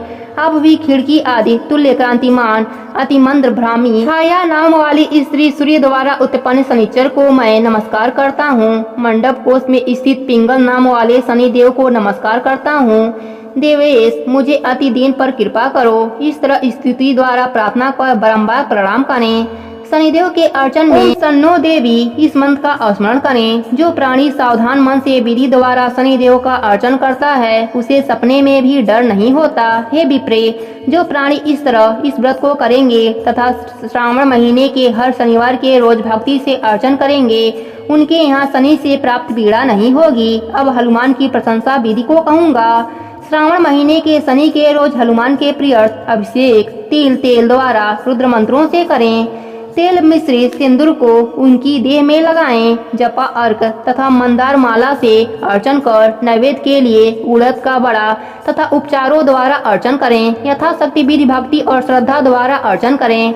हनुमान के प्रियर्थ 12 नाम का जप करें। हनुमान, अंजनी सूत, वायुपुत्र, महाबल, रमेश, फाल्गुन सखा, पिंगास, अमित विक्रम, उदक्रियगढ़, सीताशोक, विनाशक, लक्ष्मण प्राणदाता तथा 10 ग्रीव पर्दा, इन 12 नाम को जो सुबह उठकर पढ़ता है उस प्राणी का कभी अशुभ नहीं होता तथा उसे संपूर्ण ऐश्वर्य मिलते हैं। इस तरह श्रावण महीने के शनिवार को जो प्राणी हनुमान की आराधना कर लेता है उसकी देह वज्र के तुल्य आरोग्य और बली होती है। कार्य के करने में वेगवान होता है। शनि के रोज पीपल का स्पर्श तथा अर्चन करें। हे सप्तम, शनि के दिन के अतिरिक्त अन्य किसी भी वार में पीपल को स्पर्श न करें। शनि के दिन पीपल को स्पर्श करने से का प्रसाद भोजन कर ब्राह्मणों को भोजन कराकर भगवान नरसिंह को तिल के तेल से या घी से नहलाकर प्रीतियुक्त होता है। शनिवार को सब कर्मों में श्रेष्ठ तेल को कहा गया है। शनिवार को आप सब परिवार शरीर में तेल लगाकर नहाकर उदड़ी की बनी हुई वस्तु भोजनार्थक बनावें। इसमें भगवान नरसिंह प्रसन्न हो जाते हैं। इस तरह श्रावण महीने के 4 शनिवार को शनि व्रत करें। इस व्रत से करके मकान में लक्ष्मी सुस्थिर हो निवास करती हैं। हे सौम्य, मैंने भगवान नरसिंह का यह उत्तम व्रत आपसे कहा। इसी प्रकार शनिदेव के प्रियर्थ जो व्रत करें उसे आप सुने। एक लंगड़े ब्राह्मण या उसके अभाव से अन्य कोई ब्राह्मण को तिल का तेल लगाकर गर्म पानी से स्नान कराकर श्रद्धा युक्त हो नरसिंह व्रत में कथित अन्न से भोजन करें। इससे शनिदेव राजी हों। ऐसा कहें, हे मुने, अब मैं शनिदेव का ध्यान करूंगा। आप सावधान होकर सुनो। शनिचर का काल वर्ण है, मंदगति तथा कश्यप गोत्र है। शनि जन्म सौराष्ट्र देश है। सूर्य नारायण पुत्र वरदाता हैं। मंडप में दंडाकार स्थित हैं। इंद्र नील मणि तुल्य क्रांतिमान हैं। बाण धनुष तथा त्रिशूलधारी हैं। सवारी गिद्ध की है। यम अधिदेवता तथा ब्रह्मा अत्यधिदेव देवता हैं। कस्तूरी, अगर, चंदन तथा गुलर, धूप और नैवेद्य में उड़द खिचड़ी प्रिय है। यह विधान मैंने कहा। शनि ने अर्चन में रमणीय लोहे की प्रतिमा निर्माण कर शनि के लिए अर्चन तथा दान में कृष्ण ब्राह्मण उत्तम है, उसे काला कपड़ा, काले वड़ के बछड़े सहित गौदान करें। ऐसी विधि द्वारा अर्चन कर प्रार्थना स्तुति करें। राजा नील का राज्य जब विफल हो गया तो राजा नील ने शनिदेव की आराधना की थी तथा शनिचर ने प्रसन्न हो फिर राज्य प्रदान किया। इसी प्रकार मेरे ऊपर शनिदेव प्रसन्न हो, नीलांचल के वे सब संपत्तियों के अधिकारी होंगे। इसमें साक्षात गूलर का अर्चन करें। गूलर न मिल सके तो दीवार में गूलर वृक्ष के चित्र को बनाकर 4 नाम वाले मंत्रों से उच्चारण करें। हे उदुम्बर आपको नमस्कार है, हे हेम पुष्पक आपको नमस्कार है, जंतु फल युक्त लाल अरंड तुल्य सलयुक्त आपको नमस्कार है। ये अर्चन कर उसमें शिव तथा शुक्र का अर्चन करें। गूलर के 11 फलों का 3-3 हिस्सा करें, जिनमें से 11 फल ब्राह्मणों को तथा 11 फल देवता को दें और आप 11 फल भक्षण कर भोजन करें। उस दिन अन्न का आहार न करें। रात में शिव और शुक्र का अर्चन कर जागरण करें। हे तात, इस तरह 11 साल व्रत करें। साल समाप्ति पर उद्यापन करें। विधान के अनुसार ब्राह्मणों को भोजन करावें। हे वत्स, इस तरह व्रत करने से जो फल होता है उसको मैं कहता हूँ, सुनो। जैसे पेड़ पर बहुत जीव तथा फूलों से युक्त है, वैसे ही साधक बहुत पुत्रों वाला हो तथा उसके वश की वृद्धि हो। जैसे सोने के फूलों से युक्त पेड़ है, जैसे व्रती भी लक्ष्मीवान हो। अधावर्ती, मैंने इस व्रत को किसी से नहीं प्रकाशित किया। गोपनीय से भी गोपनीय व्रत को आपसे कहा। इसमें संशय नहीं करना चाहिए। इस व्रत को भक्ति से करें। प्रेम से बोली भोलेनाथ की जय हो, माता पार्वती की जय हो। 11वें अध्याय की कथा के अनुसार ईश्वर ने सनत कुमार से कहा, हे विदा त्रिज, अब श्रावण महीने के शुक्ल पक्ष की तृतीया तिथि की शुभ स्वर्ण गौरी व्रत को कहूँगा। उस दिन सुबह स्नान नियम कर्म कर संकल्प करें। 16 उपचार से पार्वती शंकर का अर्चन करें। प्रार्थना करें कि हे देव, हे जगतपते, मेरे द्वारा दी हुई पूजा को आप स्वीकार करें। महादेवी भवानी के व्रत पूर्ति के 16 वायना दंपतियों को दें। भवानी के प्रियर्थ तथा व्रत पूर्ति के निमित्त उत्तम ब्राह्मणों को वायना देता हूँ। चावल पिसान से निर्मित 16 पकवान बांस की 16 टोकरी में रख वस्त्रों से युक्त कर सब पत्नी 16 ब्राह्मणों को बुलाकर कहें, मैं व्रत की संपूर्णता फल के लिए दे रहा हूँ। अलंकार आज से संपन्न पतिव्रत धर्मयुक्त सोबत सुवासनी इसे स्वीकार करें। इस प्रकार 16 साल 8 साल 4 या 1 साल व्रत कर उसी समय उद्यापन करें। यो अर्चन की समाप्ति पर कथा श्रवण कर व्यास का अर्चन करें। सनत कुमार ने शिवजी से कहा, हे प्रभु, किसने इस व्रत को किया, इसका क्या मातम है, उद्यापन इसका कैसा होगा, आप सब मुझसे कहें। ईश्वर ने कहा, हे सनत कुमार, पूर्व समय में सरस्वती नदी के किनारे सुविला नामक प्रसिद्ध महानगरी थी। उसमें कुबेर के तुल्य चंद्रप्रभा नाम का राजा था। उसके रूप तथा लावण्य से युक्त सौंदर्य मुस्कान युक्त मनोहर कमल सदृश नेत्र वाली महादेवी और दूसरी विशाला नाम वाली 2 रानियां थीं। उसमें से राजा चंद्रप्रभा को ज्येष्ठ रानी महादेवी अधिक प्रिय थी। एक रोज राजा शिकार की कामना से वन में गया। वहाँ सिंह, सादुक, भैंसा, हाथी का शिकार कर प्यास से दुखी हो राजा उस बड़े वन में घूमने लगा। राजा ने अप्सराओं के तालाब को देख उसके किनारे पर जाकर उस तालाब को देख उसके उत्तम जल का पान किया। वहाँ उसने अप्सराओं को भक्ति युक्त गौरी का अर्चन करते देखा।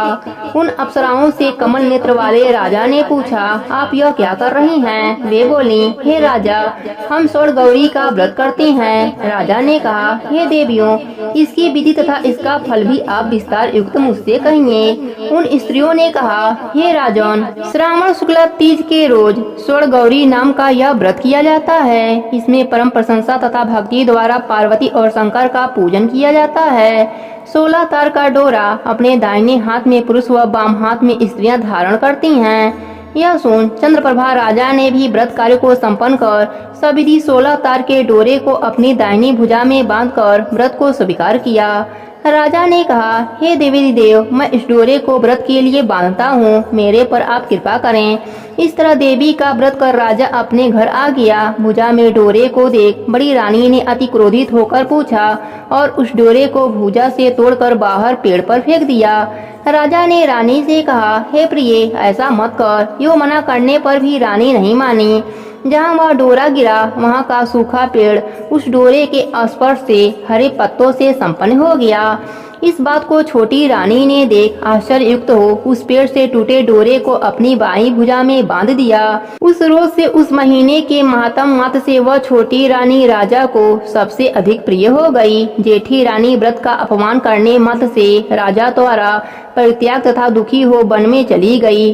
वहाँ महादेवी का चित्त से ध्यान कर पवित्र मुनियों के स्थान में कहीं निवास किया, पर श्रेष्ठ मुनियों ने उसे देखकर कहा, अरे पिशाचिनी चली जा। वह तिरस्कृत तथा दुखी रानी घोर जंगल में घूमती हुई एक जगह बैठ गई। उसी समय रानी के आगे दया से देवी प्रकट हो गई। देवी को देख नृप्रिया रानी ने भूमि पर दंडवत प्रणाम किया तथा स्तुति की। हे देवी, आपकी जय हो, आपको नमस्कार है। हे भक्त प्रलयनी, आपकी जय हो। हे शंकर बामे, आपकी जय हो। हे मंगले मंगल रूपे, आपकी जय हो।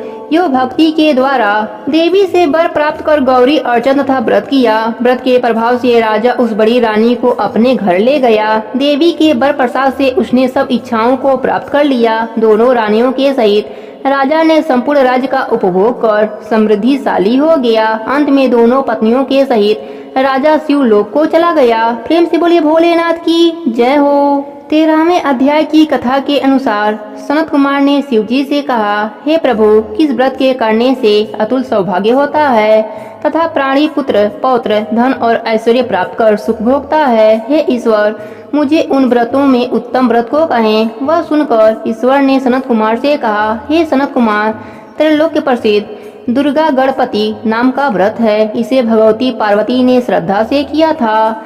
श्रावण मास के शुक्ल पक्ष की पवित्र चतुर्थी के रोज सब पापों को नष्ट करने वाले इस व्रत को करो। चतुर्थी के रोज एक दंत गज के तुल्य मुख वाले गणेश की प्रतिमा का निर्माण करो और सिंहासन पर स्थापित करें। उस सिंहासन में दुबा बिछाकर तांबे के कलश पर स्थापित करें। लाल कपड़ा बिछाकर सर्वभद्र मंडल का निर्माण कर उस पर कलश स्थापित करें। लाल फूल तथा 5 मंत्रों से पूजन करें।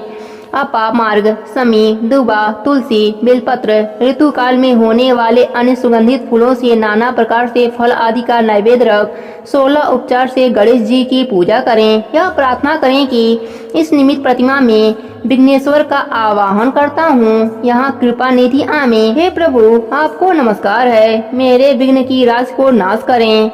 स्नान के लिए सब तिथियों का जल आपके लिए लाया हूँ। ऐसे जल को आप स्वीकार करें। सिंदूर केसर से रंगीन आपके लिए यह 2 वस्त्र दिए हैं। हे प्रभु, आप स्वीकार करें। आपको नमस्कार है। हे लंबोदर देव, इस चंदन को आप स्वीकार करें। हे सुरश्रेष्ठ, लाल चंदन निर्मित मैं भक्ति से इन अक्षतों को चढ़ाता हूँ। हे सुरेश्वर, इसे आप स्वीकार करें।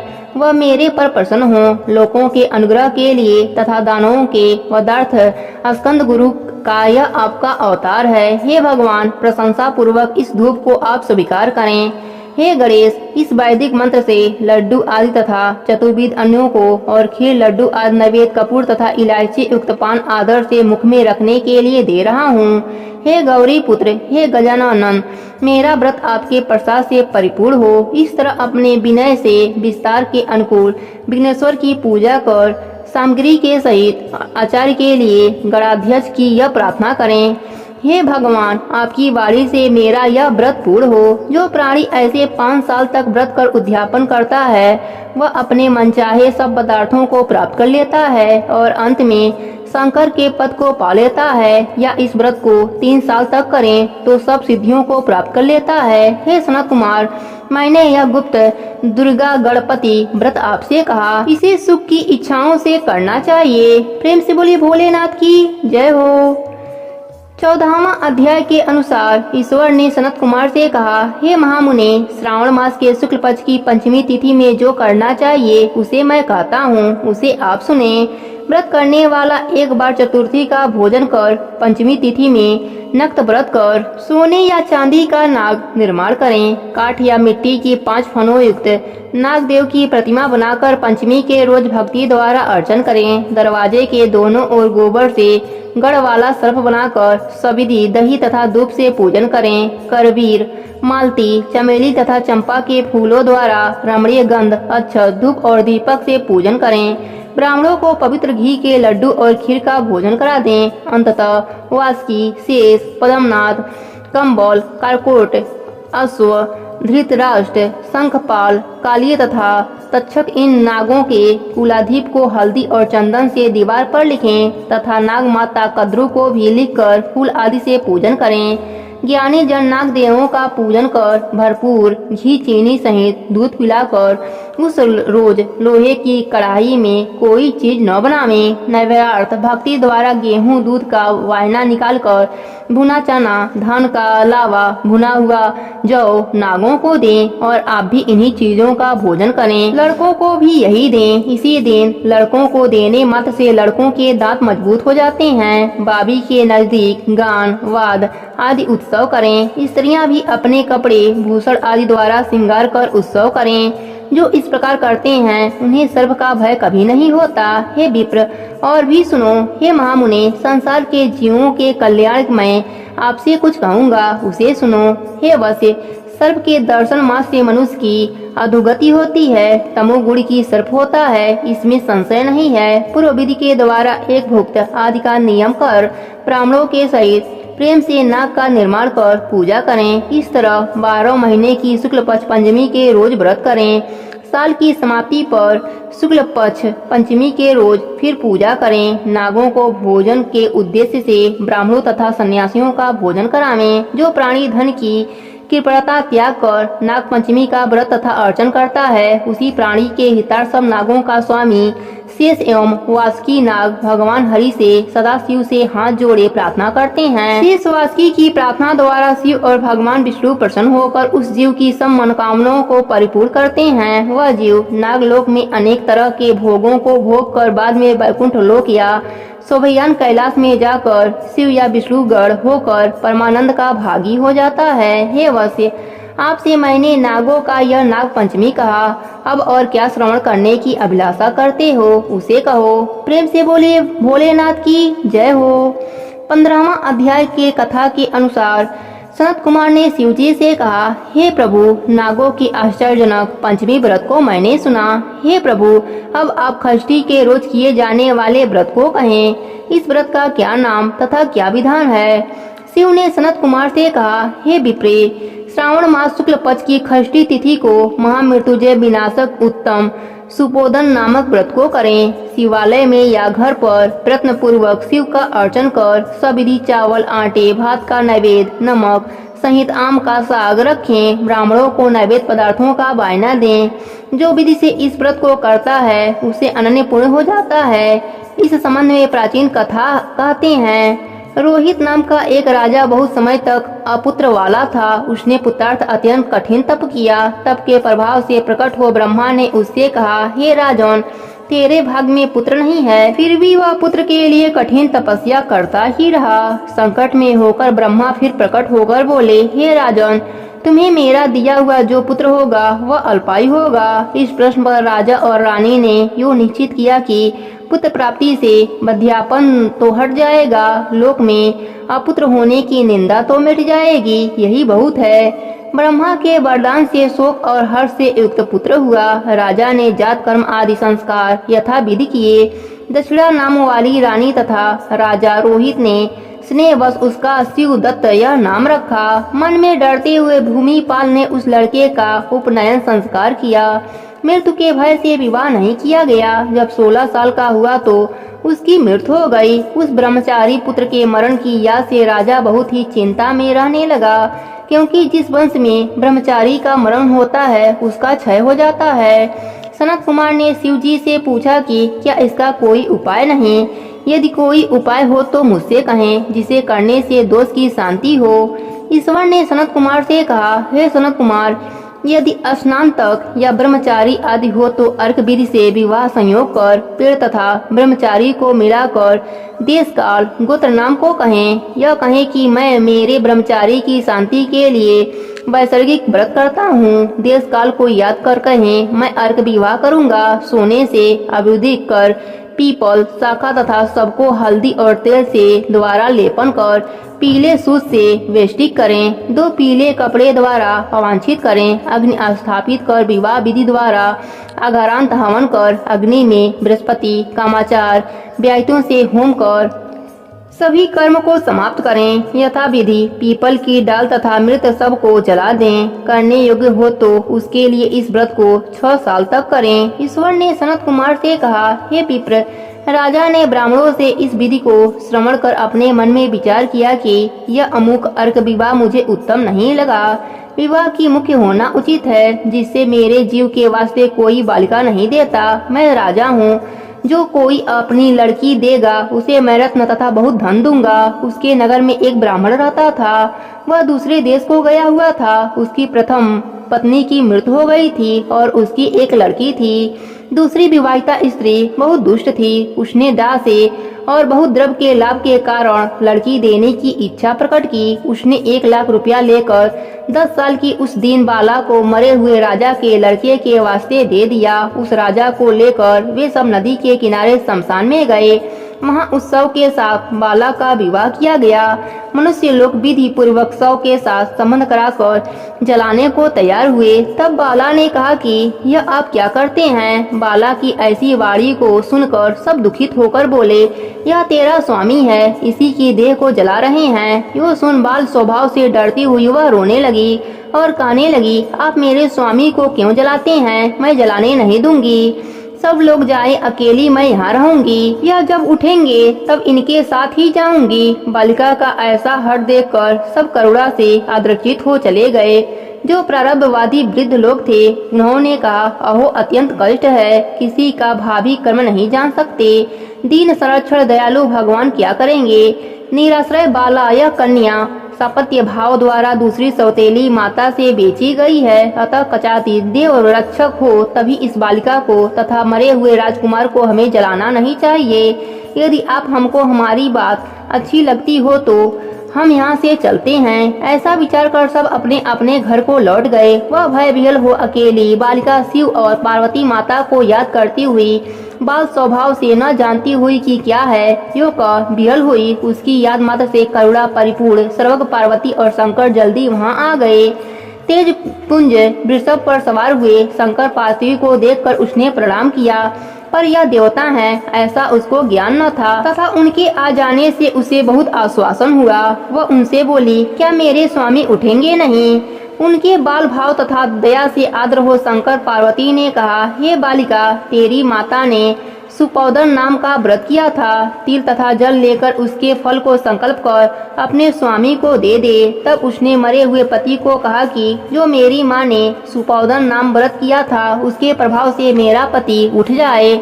उसने शंकर और पार्वती के कथना अनुसार सुपौदन नामक व्रत के प्रभाव से शिवदत्त उठ गया। शंकर और पार्वती उस बाला को व्रत उपदेश देकर अंतर्ध्यान हो गए। श्री शंकर के जाने पर शिवदत्त ने उसी कन्या से पूछा, तुम कौन हो, मैं कैसे यहाँ आया। कन्या ने शिवदत्त से सारी कथा कही और इस प्रकार रात भी व्यतीत हो गई। सुबह हो जाने पर नदी के किनारे आए हुए प्राणियों ने राजा से सारी कथा कही। हे राजन, आपके पुत्र और पुत्रवधू नदी के किनारे हैं। परमाणिक मनुष्यों से इस वार्ता को श्रवण कर राजा अत्यंत प्रसन्न हो नगाड़ा बजवाता हुआ नदी के किनारे पर गया। सभी ने राजा की प्रसन्न होकर स्तुति करने लगे। हे राजन, आपका मरा लड़का फिर कालगृह से लौट आया। राजा ने पुत्रवधू की प्रशंसा की और कहा, मेरी स्तुति क्यों कर रहे हैं, मैं महान मदभागी अधर्मी हूँ। मेरी यह पुत्रवधू सुभज्ञा धन्य है, इसके सजीव पुण्य से यह मेरा लड़का जी उठा है। यो राजा के पुत्रवधू की स्तुति की तथा उत्तम बीजों को दान द्वारा अर्जन किया। मरे हुए को गांव से बाहर कर जीवित हो जाने पर गांव में प्रवेश करने के निमित्त ब्राह्मण के कहने विधान से शांति की। हे वत्स, मैंने तुझसे सुपौतन नामक व्रत को कहा, इसे 5 साल करने के बाद उद्यापन करें। शंकर पार्वती का रोज अर्चन कर चरु तथा आम के पत्ते से सुबह होम करें। पूर्व विधान से व्रत में नैवेद्य तथा बायना दें। इस तरह व्रत करने मात्र से प्राणी चिरायु पुत्र प्राप्त कर अंत में शिवपुर को जाता है। प्रेम से बोलिए भोलेनाथ की जय हो, माता पार्वती की जय हो, गणेश भगवान की जय हो। 16वां अध्याय के अनुसार शिव जी ने कहा, हे सनत कुमार, अब शीतला सप्तमी व्रत कहूँगा। श्रावण महीने की शुक्ल पक्ष सप्तमी के रोज यह व्रत करें। पहले दीवार में बाबरी लिखकर उसमें अशरीरी सयज्ञ दिव्य स्वरूपधारी गिनती के 7 जल देवता लिखें। 2 लड़कों के सहित पुरुष तत्र संगीत नारी, एक घोड़ा, बैल, नरवाहन सहित पालकी लिखें। 16 उपचार द्वारा जल देवों की अर्चना कर ककड़ी, दही और भात का नैवेद्य समर्पण करें। नैवेद्य पदार्थों का बायना ब्राह्मण को दें। इस तरह 7 साल तक व्रत कर प्रतिवर्ष 7 सौभाग्यवतियों को भोजन कराकर उद्यापन करें। एक सोने के पात्र में 7 जल देवों की प्रतिमा रखकर लड़के के सहित उन प्रतिमा में पहले रोज शाम को भक्ति द्वारा अर्चन करें। दूसरे रोज सुबह ग्रह होम सहित चरु होम करें। जिन्होंने पूर्व इसको किया था उन्हें जो फल मिला उसे आप सुने। सौराष्ट्र देश में शोभन नाम वाला एक व्यक्ति निवास करता था। उसने निर्जन तथा विजन वन में बाड़ी खुदवाई। उसमें उतरने के लिए तथा बहुत धन खर्च कर पशुओं के निमित्त जल पानार्थ दृढ़ पत्थरों की रमणीय सीढ़ी का निर्माण कराया, जो बहुत टिकाऊ और मजबूत थी। जिसके चारों ओर थके हुए पथिकों के लिए वृक्षों से संयुक्त बगीचे का निर्माण कराया। उस बावली का पानी सूख जाने पर बिंदु मात्र जल भी न मिला।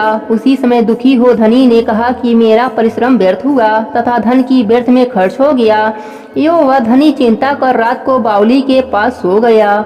उसी समय सपने में धनद को जल देवों ने आकर कहा, हे धनद, जल निकलने का उपाय सुनो।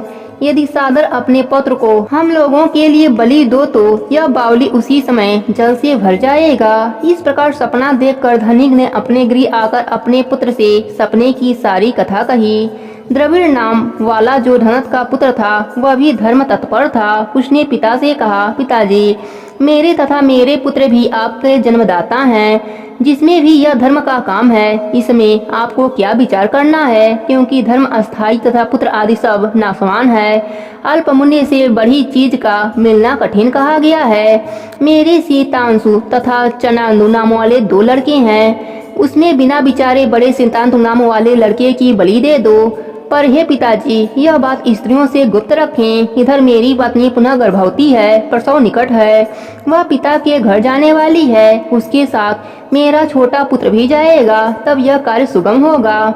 तभी पिता के गृह से उसकी पत्नी का बुलावा आया तो सुशीला ने अपने ससुर के कहने मात्र से वैसा तुरंत किया। उसके जाने के बाद पिता और पुत्र दोनों ने उस शैतांशु लड़के की देह में तेल लगाकर नहलवाया तथा रमणीय कपड़े और भूषणों से उसे भूषित किया।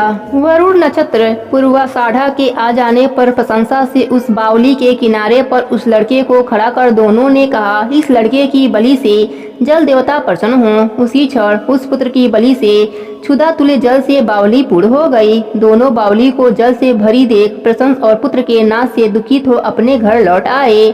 अपने पिता के घर सुशीला तीसरा लड़का पैदा कर 3 मास बीत जाने पर अपनी ससुराल चली। उसी बावली के पास आई तो उसे जल से परिपूर्ण देखकर विस्मित हो प्राप्त होकर उसमें स्नान करके बोली कि मेरे ससुर का उद्योग तथा धन का खर्च यथोचित हुआ। उसी रोज श्रावण महीने के शुक्ल पक्ष की सप्तमी तिथि थी।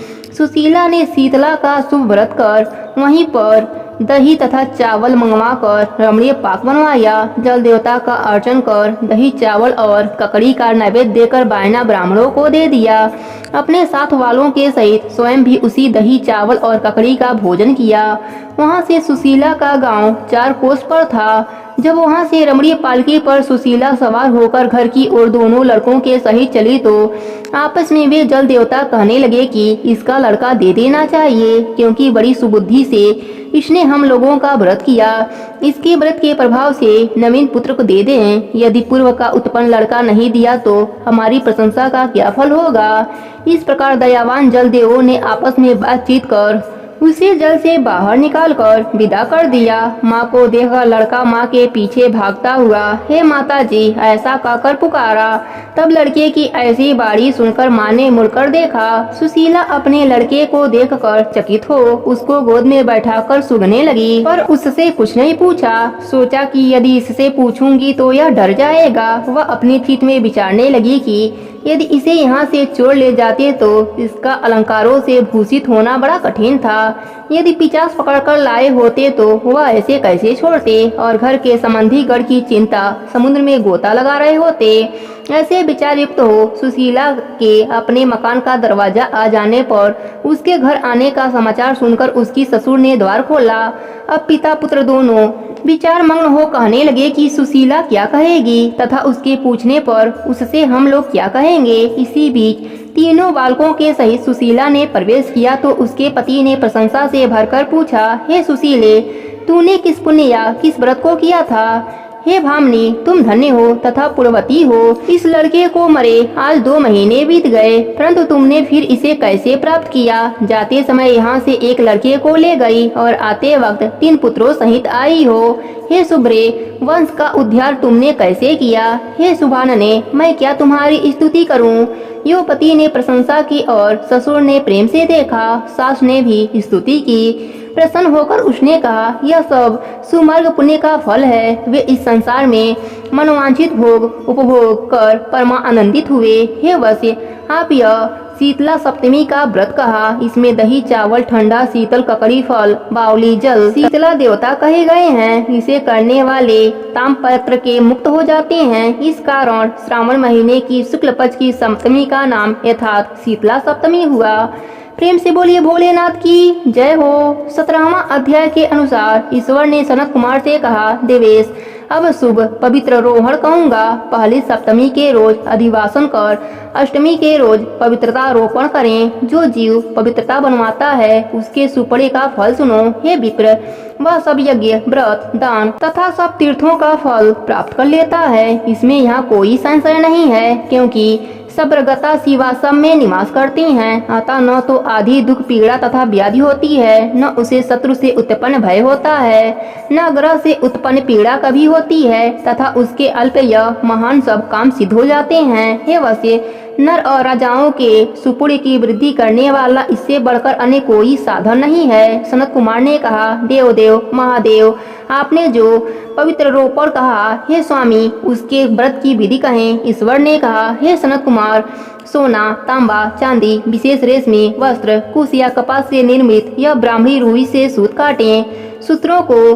त्रिगुण कर पुनः त्रिगुण करने पर उसको 360 गुणा उत्तम पवित्र कहा है। 360 सूतों को 270 को मध्यम और 180 सूतों को अधम कहा गया है। 100 ग्रंथि का उत्तम 50 ग्रंथि का मध्यम तथा 360 ग्रंथि का पवित्र कानिष्ठ होता है। या 6, 3, 4, 2, 12, 24, 12 या 8 ग्रंथि का उत्तम 54 ग्रंथि का पवित्र निर्णय करें।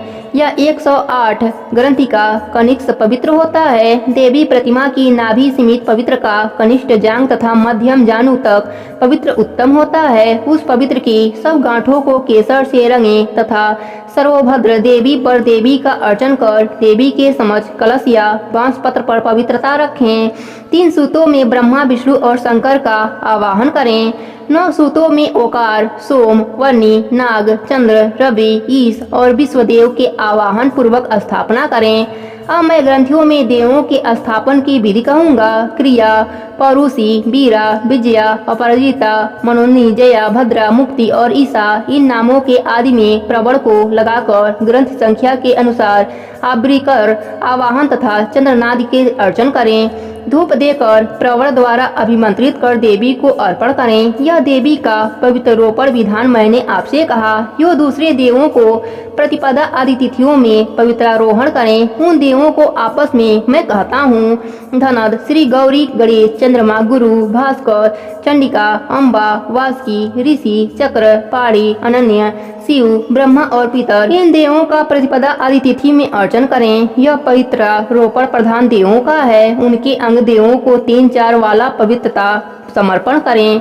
ईश्वर ने कहा, हे विप्र, सावन महीने के दोनों पक्ष की 9वीं तिथि के रोज जो कुछ कर्तव्य है उसे कहूँगा। हे विप्र, 9वीं के रोज यथा विधि कुमारी नाम वाली दुर्गा का अर्चन कर नक्त व्रत का दूब और शहद मिला हुआ भोजन करें। या दोनों पक्ष की 9वीं को उपवास कर कुमारी नाम से चंडिका का निरंतर पूजन करें। जो उत्तम भक्ति द्वारा दुर्गा की पूजा कर लेता है वह जहाँ गुरु निवास करते हैं उसी परमो उत्तम लोक में जाता है। हे सनत कुमार, मैंने आपसे यह 9वीं का विधान कहा है। प्रेम से बोलिए भोलेनाथ की जय हो।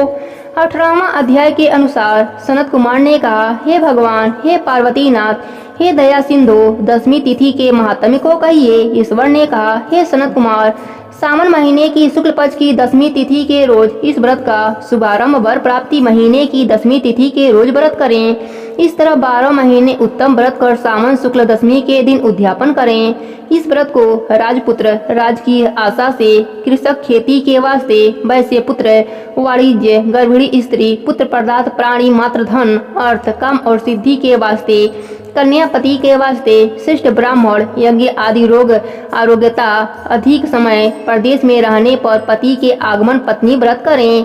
इसमें और दूसरे कामों में आशा 10वीं व्रत करें। जिसके द्वारा जिसे दुख हो वह सावन शुक्ल 10वीं की रात को नहाकर अर्चन कर व्रत करे। रात में दिशाओं में फूल, पल्लव, चंदन या यम पिचास द्वारा घर के प्रांगण में देवों को लिखकर शस्त्र तथा वाहन सहित स्त्री चिन्ह द्वारा चिन्हित कर घी निर्मित नैवेद्य दें। सबको अलग अलग दीपक दें। ऋतु समय में होने वाले फल देकर अपने काम को कहें, मेरी आशा शोभनी हो तथा मेरे मनोरथ सदा सिद्ध हों। आपके प्रसाद से निरंतर कल्याण हो। यो सविधि पूजा कर विप्र को दक्षिणा दें। इसी तरह से हर महीने निरंतर व्रत करें। हे मुनि श्रेष्ठ, 1 साल तक व्रत करके उद्यापन करें।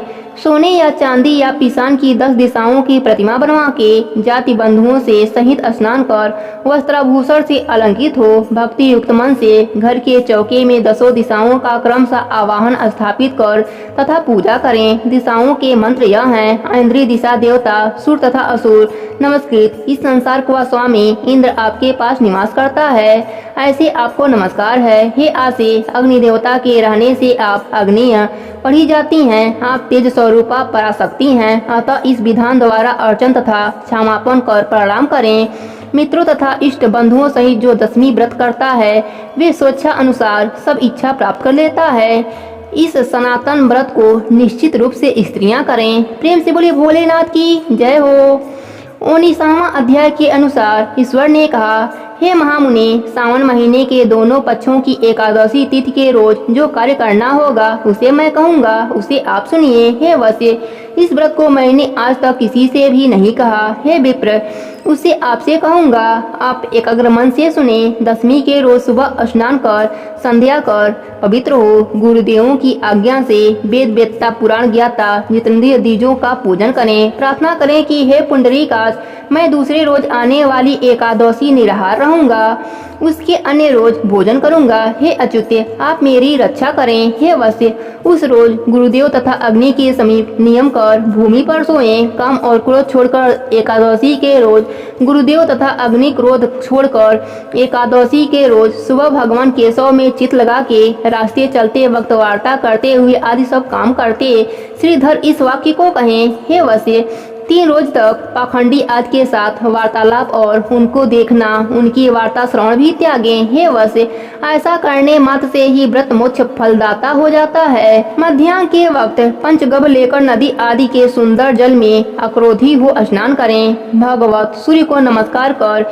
श्रीधर की शरण में जाकर वर्णों के अनुसार अपने आचार से सब काम को कर घर आएं। घर में आने पर श्रद्धा तथा भक्ति द्वारा भगवान श्रीधर का अर्चन पुष्प, धूप, दीप और अनेक तरह के नैवेद्य द्वारा करें। रात को गीत, पाद तथा कथा सुनता हुआ जागें। पहले कलश स्थापित सफेद 2 कपड़ों से ढकें। देव की प्रतिमा शंख चक्र तथा गदा युक्त कर सविधि पूजा कर द्वादशी के रोज विद्वान सुबह आहिक कर श्रीधर इस नाम को जपे। शंख चक्र गदाधारी भगवान देव देवेश पूजा कर ब्राह्मण को सोने की दक्षिणा सहित कलश ब्राह्मण को दें। ब्राह्मण को उस घड़े के दान सहित मक्खन अवश्य दें। यह कहें कि भगवान श्रीधर प्रसन्न हो तथा मुझे उत्तम लक्ष्मी दें। यह कब जग श्रीधर का अर्चन कर श्रेष्ठ द्विजों को भोजन करा, स्वशक्ति के अनुसार दक्षिणा दें। नौकर समूह को भोजन करा, गौ को भूसा घास दें। स्वयं बंधु बांधव सहित भोजन करें। हे सनत कुमार, आपसे यह शुक्ल पक्ष एकादशी तिथि का व्रत विधान कहा। इसी प्रकार सावन कृष्ण पक्ष की एकादशी के रोज भी कार्य करें। शुक्ल पक्ष तथा कृष्ण पक्ष की विधि एक समान है, केवल नाम भेद है। ईश्वर ने सनत कुमार से कहा, द्वादशी के रोज भगवान विष्णु के निमित्त पवित्रतारोहण करूंगा। श्री देवी पवित्रारोहण में आपसे मैंने प्राय सब विधान कहा। श्री विष्णु पवित्रारोहण में विशेष विधि कहूंगा, उसे सावधान होकर आप सुनिए। हे महामुने, इसमें कौन अधिकारी है उसे भी सुने।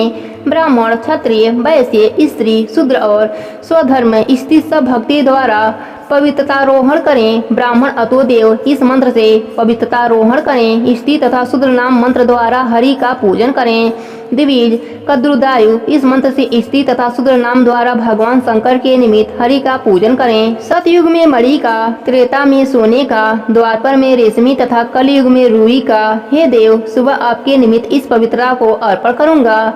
फिर पुष्पांजलि दे। रात में जागरण करें। एकादशी के रोज अधिवासन कर द्वादशी के रोज सुबह पूजा करें। गंध, दुर्वा, चावल तथा हाथ में पवित्रता को ग्रहण कर कहें, हे देव देव, आपको नमस्कार है। इस पवित्रता को आप स्वीकार करें।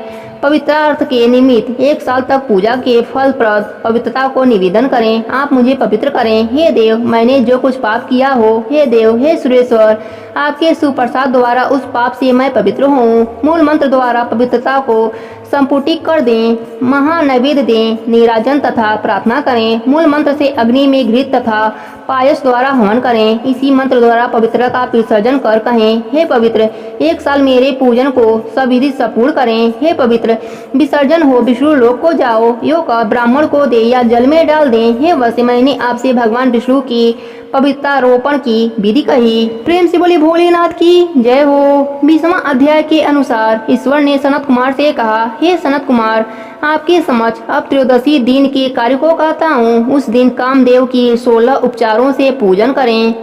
अशोक, मालती, पद्म, देवप्रिय, कौसुम, वकुल तथा लाल चावल, पीले चंदन, सुगंधित शुभ द्रव्य, पौष्टिकता जनक द्रव्य और दूसरे वीर्यवर्धक द्रव्यों का नैवेद्य समर्पण कर मुख रोचन पान दें। उस पान में शुभ चिकनी सुपारी, करथा, चूना, जावित्री, जायफल, लवंग, इलायची, गिरी के अल्प अल्प टुकड़े, केसर, कपूर तथा सोने चांदी के तबक से लगे हों। मगही पान सफेद वर्ण के, परिवक के, अधिक रोज के, पुराने अच्छे रक्त युक्त हों। ऐसे पान को संभरासुर के शत्रु की प्रीति के लिए दें। माछिक मलसार द्वारा मोम बत्तियों से आरती कर पुष्पांजलि दें। कामदेव के नामों को गाकर प्रार्थना करें, हे भगवान, इस पूजा से प्रसन्न हो। श्रावण शुक्ल 13 के रोज कामदेव अर्चन हो जाने से पवित्र मार्ग लपट जीव को आप अत्यधिक वृद्धि तथा पुष्टि देते हैं और निवृत्त मार्ग में लगे हुए निरंतर जीव के काम रूपी विकार को हर लेते हैं। हे मानव, आपसे मैंने त्रयोदशी के कार्य को कहा, अब आप चतुर्दशी रोज के कार्य को सुने। हे विप्र, जो अष्टमी के रोज आपसे देवी का पवित्रारोपण कहा है, उसी रोज न किया हो तो चतुर्दशी के रोज करें। देवी तथा विष्णु समान ही पार्वती का निर्माण प्रकार है। केवल प्रार्थना तथा नाम भेद ही कल्पना करें। बाकी विधि पहले के तुल्य ही है। फल आदि भी पहले के तुल्य ही है। हे मानव, यो करने मात्र से मनुष्य अंत में कैलाश हो जाता है। हे वैसे मैंने यह आपसे पूजा विधि कही, अब आप क्या सुनना चाहते हैं? प्रेम से बोलिए भोलेनाथ की जय हो। 21वां अध्याय के अनुसार ईश्वर ने कहा, हे सनत कुमार, श्रावण शुक्ल पूर्णिमा के रोज वेदो उत्सर्जन उपकर्म होता है या पौष मास की पूर्णिमा तिथि उत्सर्जन की कही गई है। उत्सर्जन में पौष मास या माघ मास की प्रतिपदा तिथि या रोहिणी नक्षत्र कहा गया है। दूसरा समय अपनी अपनी शाखा के अनुसार उत्सर्जन तथा अपाकर्म दोनों एक ही समय करना उत्तम कहा गया है। अतः श्रावण मास पूर्णिमा के रोज उत्सर्जन अभिष्ट है तथा शाखार्थी उपकर्म में श्रावण नक्षत्र अभिष्ट है। चतुर्दशी, पूर्णमासी या प्रतिपदा तिथि के रोज या जिस किसी भी रोज श्रवण नक्षत्र हो, उसी रोज ऋषियों का उपकर्म होता है। अजुर्वेदियों को उपकर्म पूर्णिमा में तथा सामवेदियों का हस्त नक्षत्र में होता है। उपकर्म गुरु और शुक्रास्त रहने पर भी आनंद से करें। गुरु तथा शुक्रार्ज में पहला उपकर्म शुभारंभ न करें, यह शास्त्र का मत है। ग्रहण तथा संक्रांति आदि योग दुष्ट समय आ जाने पर दूसरे काल में करें। हस्त नक्षत्र युक्त पंचमी या भाद्रपद पूर्णिमा के रोज अपने अपने गृहस्थ सूत्र के अनुसार उत्सर्जन करें। मालमास या आ जाने पर शुद्ध पक्ष में करें। यो दोनों उत्सर्जन और उपकर्म नित्य है। नियम द्वारा इसको हर साल करें। उपकर्म की समाप्ति होने पर द्विजातियों के समक्ष उसी सभा में स्त्री सभा दीप समर्पण करें। उसे आचार्य या अन्य ब्राह्मण को दें। पहले सोने, चांदी या तांबे के पात्र में 1 सेर गेहूं रख उसके ऊपर गेहूं के आटे का दिया बनाकर उसे जला दें। घी या तेल से योग कर 3 बत्ती ब्राह्मण को दक्षिणा पान सहित दें। दिया तथा ब्राह्मण का पूजन कर इस मंत्र को कहें, यह श्रेष्ठ गर्भाधिक दक्षिणा पान सहित देव देवार्थ के लिए दे रहा हूँ। इस सवादीप के देने से मेरे सब मनोरथ परिपूर्ण हो तथा पुत्र पौत्र आदि सब कुछ सुमंगल हो, यश कीर्ति बढ़े। इस तरह प्रार्थना मात्र से जन्मांत में देवांगनाओं के समान रूप मिल जाता है। इस प्रकार 5 साल तक करने के बाद उद्यापन करें। यथाशक्ति भक्ति से ब्राह्मण को दक्षिणा दें। हे विप्र, आपसे सभादीप का यह उत्तम महात्म्य कहा। उसी रात में श्रवण कर्म कहा है। उसी के समीप सर्प बलि दें। दोनों कार्य अपने अपने गृह सूत्रों में देखकर करें। उसी तिथि में भगवान हयग्रीव का अवतार होता है। इस रोज हयग्रीव जयंती महोत्सव करें। हयग्रीव उपासक के लिए यह नित्य है। श्रावण मास पूर्णिमा के रोज श्रवण नक्षत्र में भगवान हयग्रीव ने पहला जन्म लिया। उसी समय संपूर्ण पाप नाश करने वाला सामवेद कहा गया। इसी पूर्णिमा के रोज रक्षाबंधन कहा गया है। यह सब रोगों तथा सब अशुभता का नाश करने वाला है। हे मुनि शार्दूल, इसके पुराने इतिहास को आप सुने। पहले इंद्राणी ने जय सिद्ध्यर्थ इंद्र के लिए किया था। हे विप्र, पहले 12 साल लगातार वेद तथा असुर युद्ध करते रहे। इंद्राणी ने उसी समय सुरेश्वर को थका देखकर कहा, हे देव, आज चतुर्दशी है, कल सुबह अच्छा होगा, मैं रक्षा करूंगी, जिसे करने मात्र से आप अजय होंगे। यो कहकर इंद्राणी ने पूर्णिमा के रोज मंगल आदि कर हर्ष देने वाली रक्षा को दाहिने हाथ में बांध दिया। इंद्र ने रक्षा बंधना ब्राह्मणों सहित स्वचितवाचन किया। फिर दानव सेना पर चढ़ाई की। क्षण भर में प्रतापी इंद्र ने दानवों को जीत लोक त्रय में विजय प्राप्त किया। हे मुनीश्वर, आपसे मैंने यह रक्षा बंधन का प्रभाव कहा। प्रेम से बोलिए भोलेनाथ की जय हो। 22वें अध्याय के अनुसार ईश्वर ने कहा, हे मुनि सत्तम, सावन शुक्ल पक्ष चतुर्दशी के रोज सर्वकाम फल व्रत संकट हरण व्रत कहा गया है। इसका किस विधि से व्रत तथा पूजन करें, कब उद्यापन करें, यह सब मुझे विस्तार से कहें। ईश्वर ने कहा, चतुर्दशी के रोज सुबह स्नान कर दंत धावन आदि क्रिया को समाप्त कर पुण्यदाता शुभ संकट हरण नाम का व्रत स्वीकार करें। हे देवेश, आज मैं चंद्र उदय तक निराहार रहूंगा। आपकी पूजा कर भोजन करूंगा। मेरे संकट को आप हटावें। है वेदात्र, इस प्रकार संकल्प कर काले तिलों से नहा के तथा सब आहिन कर गणाधिये की पूजा करें। बुद्धिमान 3 मास 1.5 मास या अपनी शक्ति अनुसार सोने के अभाव में चांदी या तांबे की मूर्ति बनावे। जो एकदम दरिद्र हो तो रमणीय मृतिका की प्रतिमा पहले रमणीय अष्टदल कमल के ऊपर कपड़े के सहित घट का स्थापन करें। जल से भरकर उस पर पूर्ण पात्र तथा प्रतिमा रखकर 16 उपचार द्वारा वैदिक या तांत्रिक मंत्रों से पूजन करें। हे विप्र, तिल युक्त श्रेष्ठ 10 लड्डू बनावें। उसमें से 5 गणाधिप के लिए दें। भक्ति द्वारा देवता की तरह उस ब्राह्मण की पूजा करें। यथाशक्ति दक्षिणा देकर प्रार्थना करें। हे विप्र श्रेष्ठ, हे देव, आपको नमस्कार है। आपके निमित्त इन 5 लड्डुओं को फल तथा दक्षिणा सहित देता हूँ। हे दिव्य श्रेष्ठ, आप ग्रहण करें। आपत्ति से मेरा उद्धार करो। जो कुछ मैंने द्रव्यहीन कम या अधिक किया, हे विप्र गणेश्वर, वह सब परिपूर्ण हो। सुस्वाद अन्यों द्वारा ब्राह्मण भोजन करावें। चंद्रमा को अर्घ दें। इस तरह विधि से व्रत करें तो गणेश जी प्रसन्न हो जाते हैं तथा अभिलाषित पदार्थों को देते हैं। प्रेम से बोलिए भोलेनाथ की जय हो। 23वां अध्याय के अनुसार ईश्वर ने कहा, सावन महीने के कृष्ण पक्ष अष्टमी के रोज वृष के चंद्रमा की आधी रात समय इस योग के आने से देवकी ने वासुदेव से कृष्ण को उत्पन्न किया।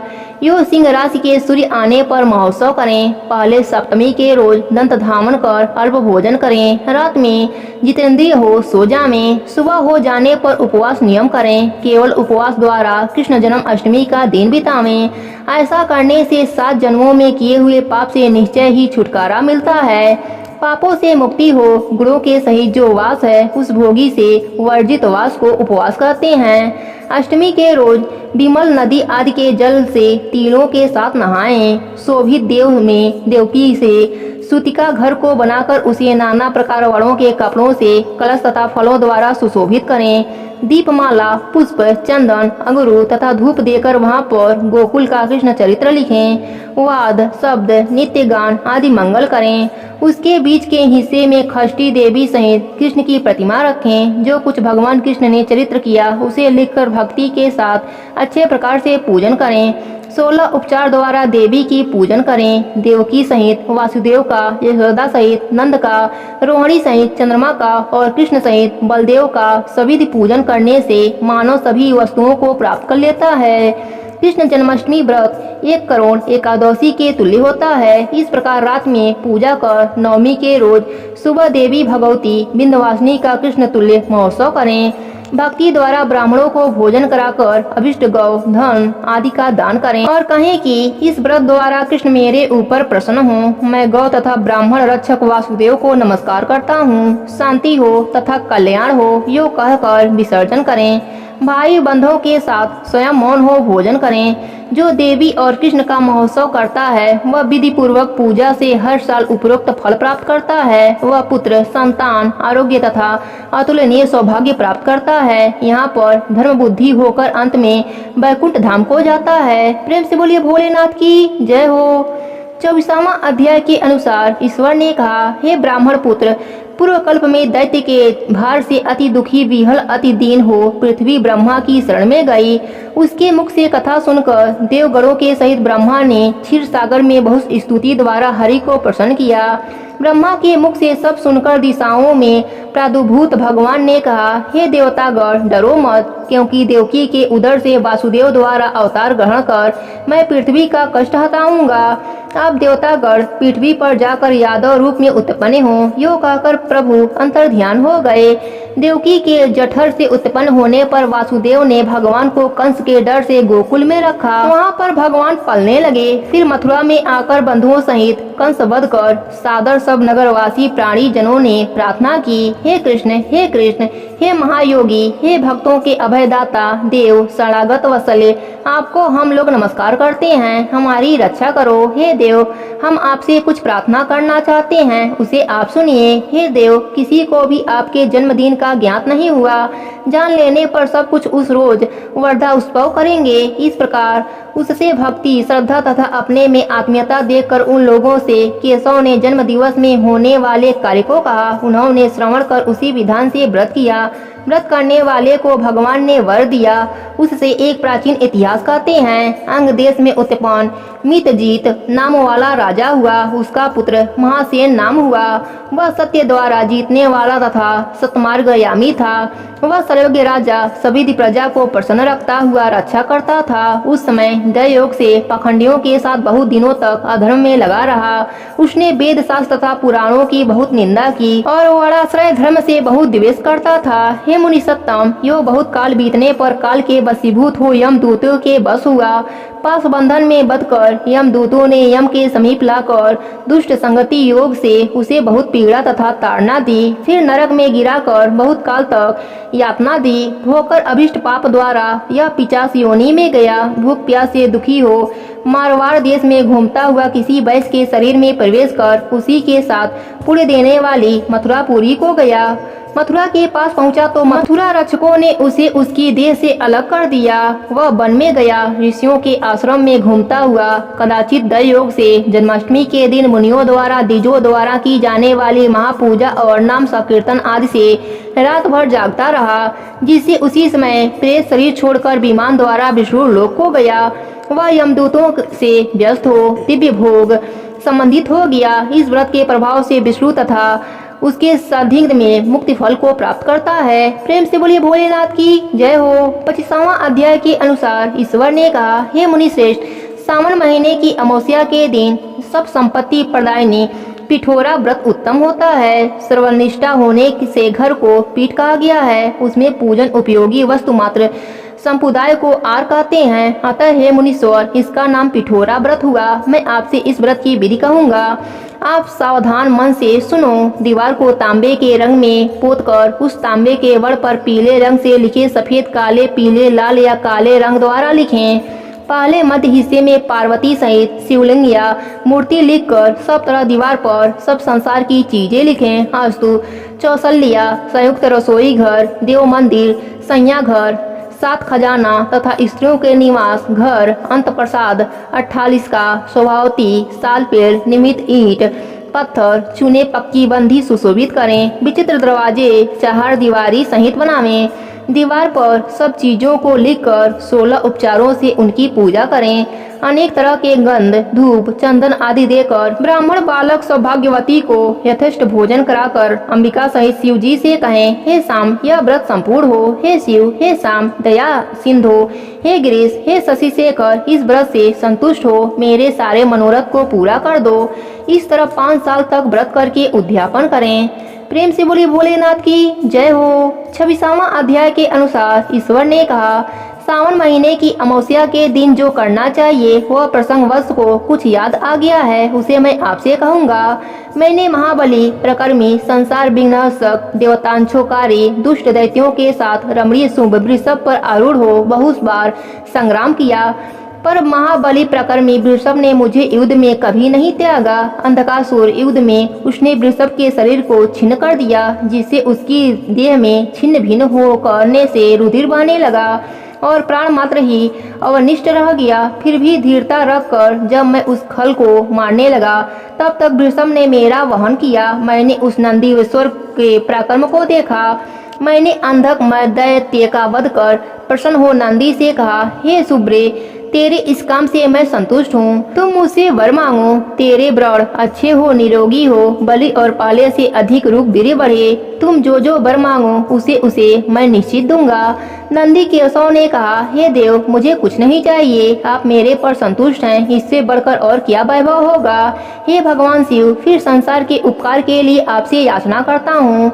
जिस सावन मास की आज अमावस्या है, जिसमें आप मेरे ऊपर संतुष्ट हैं, इसमें गौ के सहित मृतिका बैलों का पूजन तथा आज ही अमावस्या के रोज कामधेनु सदी से जन्म हो, इस अमावस्या को और भी वर दो, इससे इच्छित वरप्रद हो। भक्ति द्वारा प्रत्यक्ष गौ तथा बैल का जो पूजन करे, गेरु आदि धातुओं को देह में प्रत्नों से विभूषित कर, सिंहों में सोने चांदी का पट्टा आदि लगाकर विभूषित करें। दोनों सिंहों में रेशमी गुच्छे बांधकर चित्र विचित्र नाना रंग से चित्रित करके कपड़े को पीठ पर ढककर कंठ में रमणीय समुद्र शब्द करने वाले घंटे को बांधें। दिन के 8वें हिस्से में गांव के बाहर तथा शाम को फिर गांव में ले आवें। खली, बिनौले आदि के नैवेद्यों का तथा नाना तरह के अन्नों को समर्पण करेंगे तो नैवेद्य उनके यहाँ गौधन की वृद्धि होती रहेगी। हे नंदिन, और भी सुनो, जो काम में न लगा हो, वह बैल भूसा खाता हो और जलपान करता हो, महावीर बलवान पोल नाम ही से कहते हैं। हे नंदिन, उसी नाम द्वारा आज का दिन भी पोल नाम से होगा। प्रेम से बोले भोलेनाथ की जय हो। 27वां अध्याय के अनुसार ईश्वर ने कहा, अनशन सावन महीने में कर्क तथा सिंह संक्रांति जय को कुछ कार्य होते हैं, उसे भी आपसे कहता हूँ। कर्क संक्रांति से सिंह की संक्रांति तक सब नदियाँ रजस्वला हो जाती हैं। उस काल उन नदियों में स्नान न करें। समुद्र में गिरने वाली नदियों में स्नान करने से कोई दोष नहीं होता। कुछ महर्षियों का कथन है कि कर्क संक्रांति से दक्षिण दिशा स्थित भगवान अगस्त्य के उदर काल तक नदियाँ रजस्वला रहती हैं। अल्प जल वाली छोटी नदियाँ तब तक रजस्वला रहती हैं कि अपने आप जिन नदियों की गति 8000 धनुष नहीं हो, उन नदियों में वर्षा ऋतु में 10 दिन तक स्नान न करें। उन नदियों को नदी न कहकर गणती शब्द से कहें। कर्क संक्रांति के आरंभ में महानंदिना रजस्वला होती है। जैसे स्त्रियां 3 दिन तक अपवित्र रह चौथे दिन पवित्र हो जाती हैं, वैसे ही महानदियां भी 3 दिन अपवित्र रहकर चौथे दिन शुद्ध होती हैं। हे मुने, अब उनका वर्णन कहूँगा, आप सावधान होकर सुनो। गोदावरी, भीमरथी, तुंगभद्रा, वेणिका, तापी और पशोयणी में 6 महानदियाँ विंध्य पर्वत के उत्तर बहती हैं। भागीरथी, नर्मदा, यमुना, सरस्वती, विशोका तथा विसहता की ये 6 महानदियाँ विंध्य पर्वत के दक्षिण बहती हैं। 12 महानदियाँ देवर्षि क्षेत्र से पादुभूत हैं। देविका, कावेरी, गंजरा और कृष्णा, यह 4 महानदियाँ कर्क संक्रांति से हो जाने पर एक दिन रजस्वला होती हैं। कर्क संक्रांति से 3 दिन तक गौतमी नदी रजस्वला होती है। चंद्रभागा, सती, सिंधु, सरजू, नर्मदा, गंगा, यमुना तथा सरस्वती, यह 9 नदियाँ एवं नद नाम से सुविख्यात सोड़, सिंधु, हिरण्य, कोकिल, अहित, घरघर, शत्रु, ये 7 नदियाँ पवित्र रहती हैं। ये रजस्वला नहीं होती। धर्मद्रवा, गंगा, यमुना तथा सरस्वती, यह सब काल में गुप्त रजो दोष वाली होती हैं। यह सर्वदा पवित्र हैं। जो नदी तट निवासी हैं, उन्हें रजस्वला पाप नहीं लगता तथा रजो दुष्ट जल भी गंगा जल के मिलने से पवित्र हो जाता है। प्रेम से बोलिए भोलेनाथ की जय हो।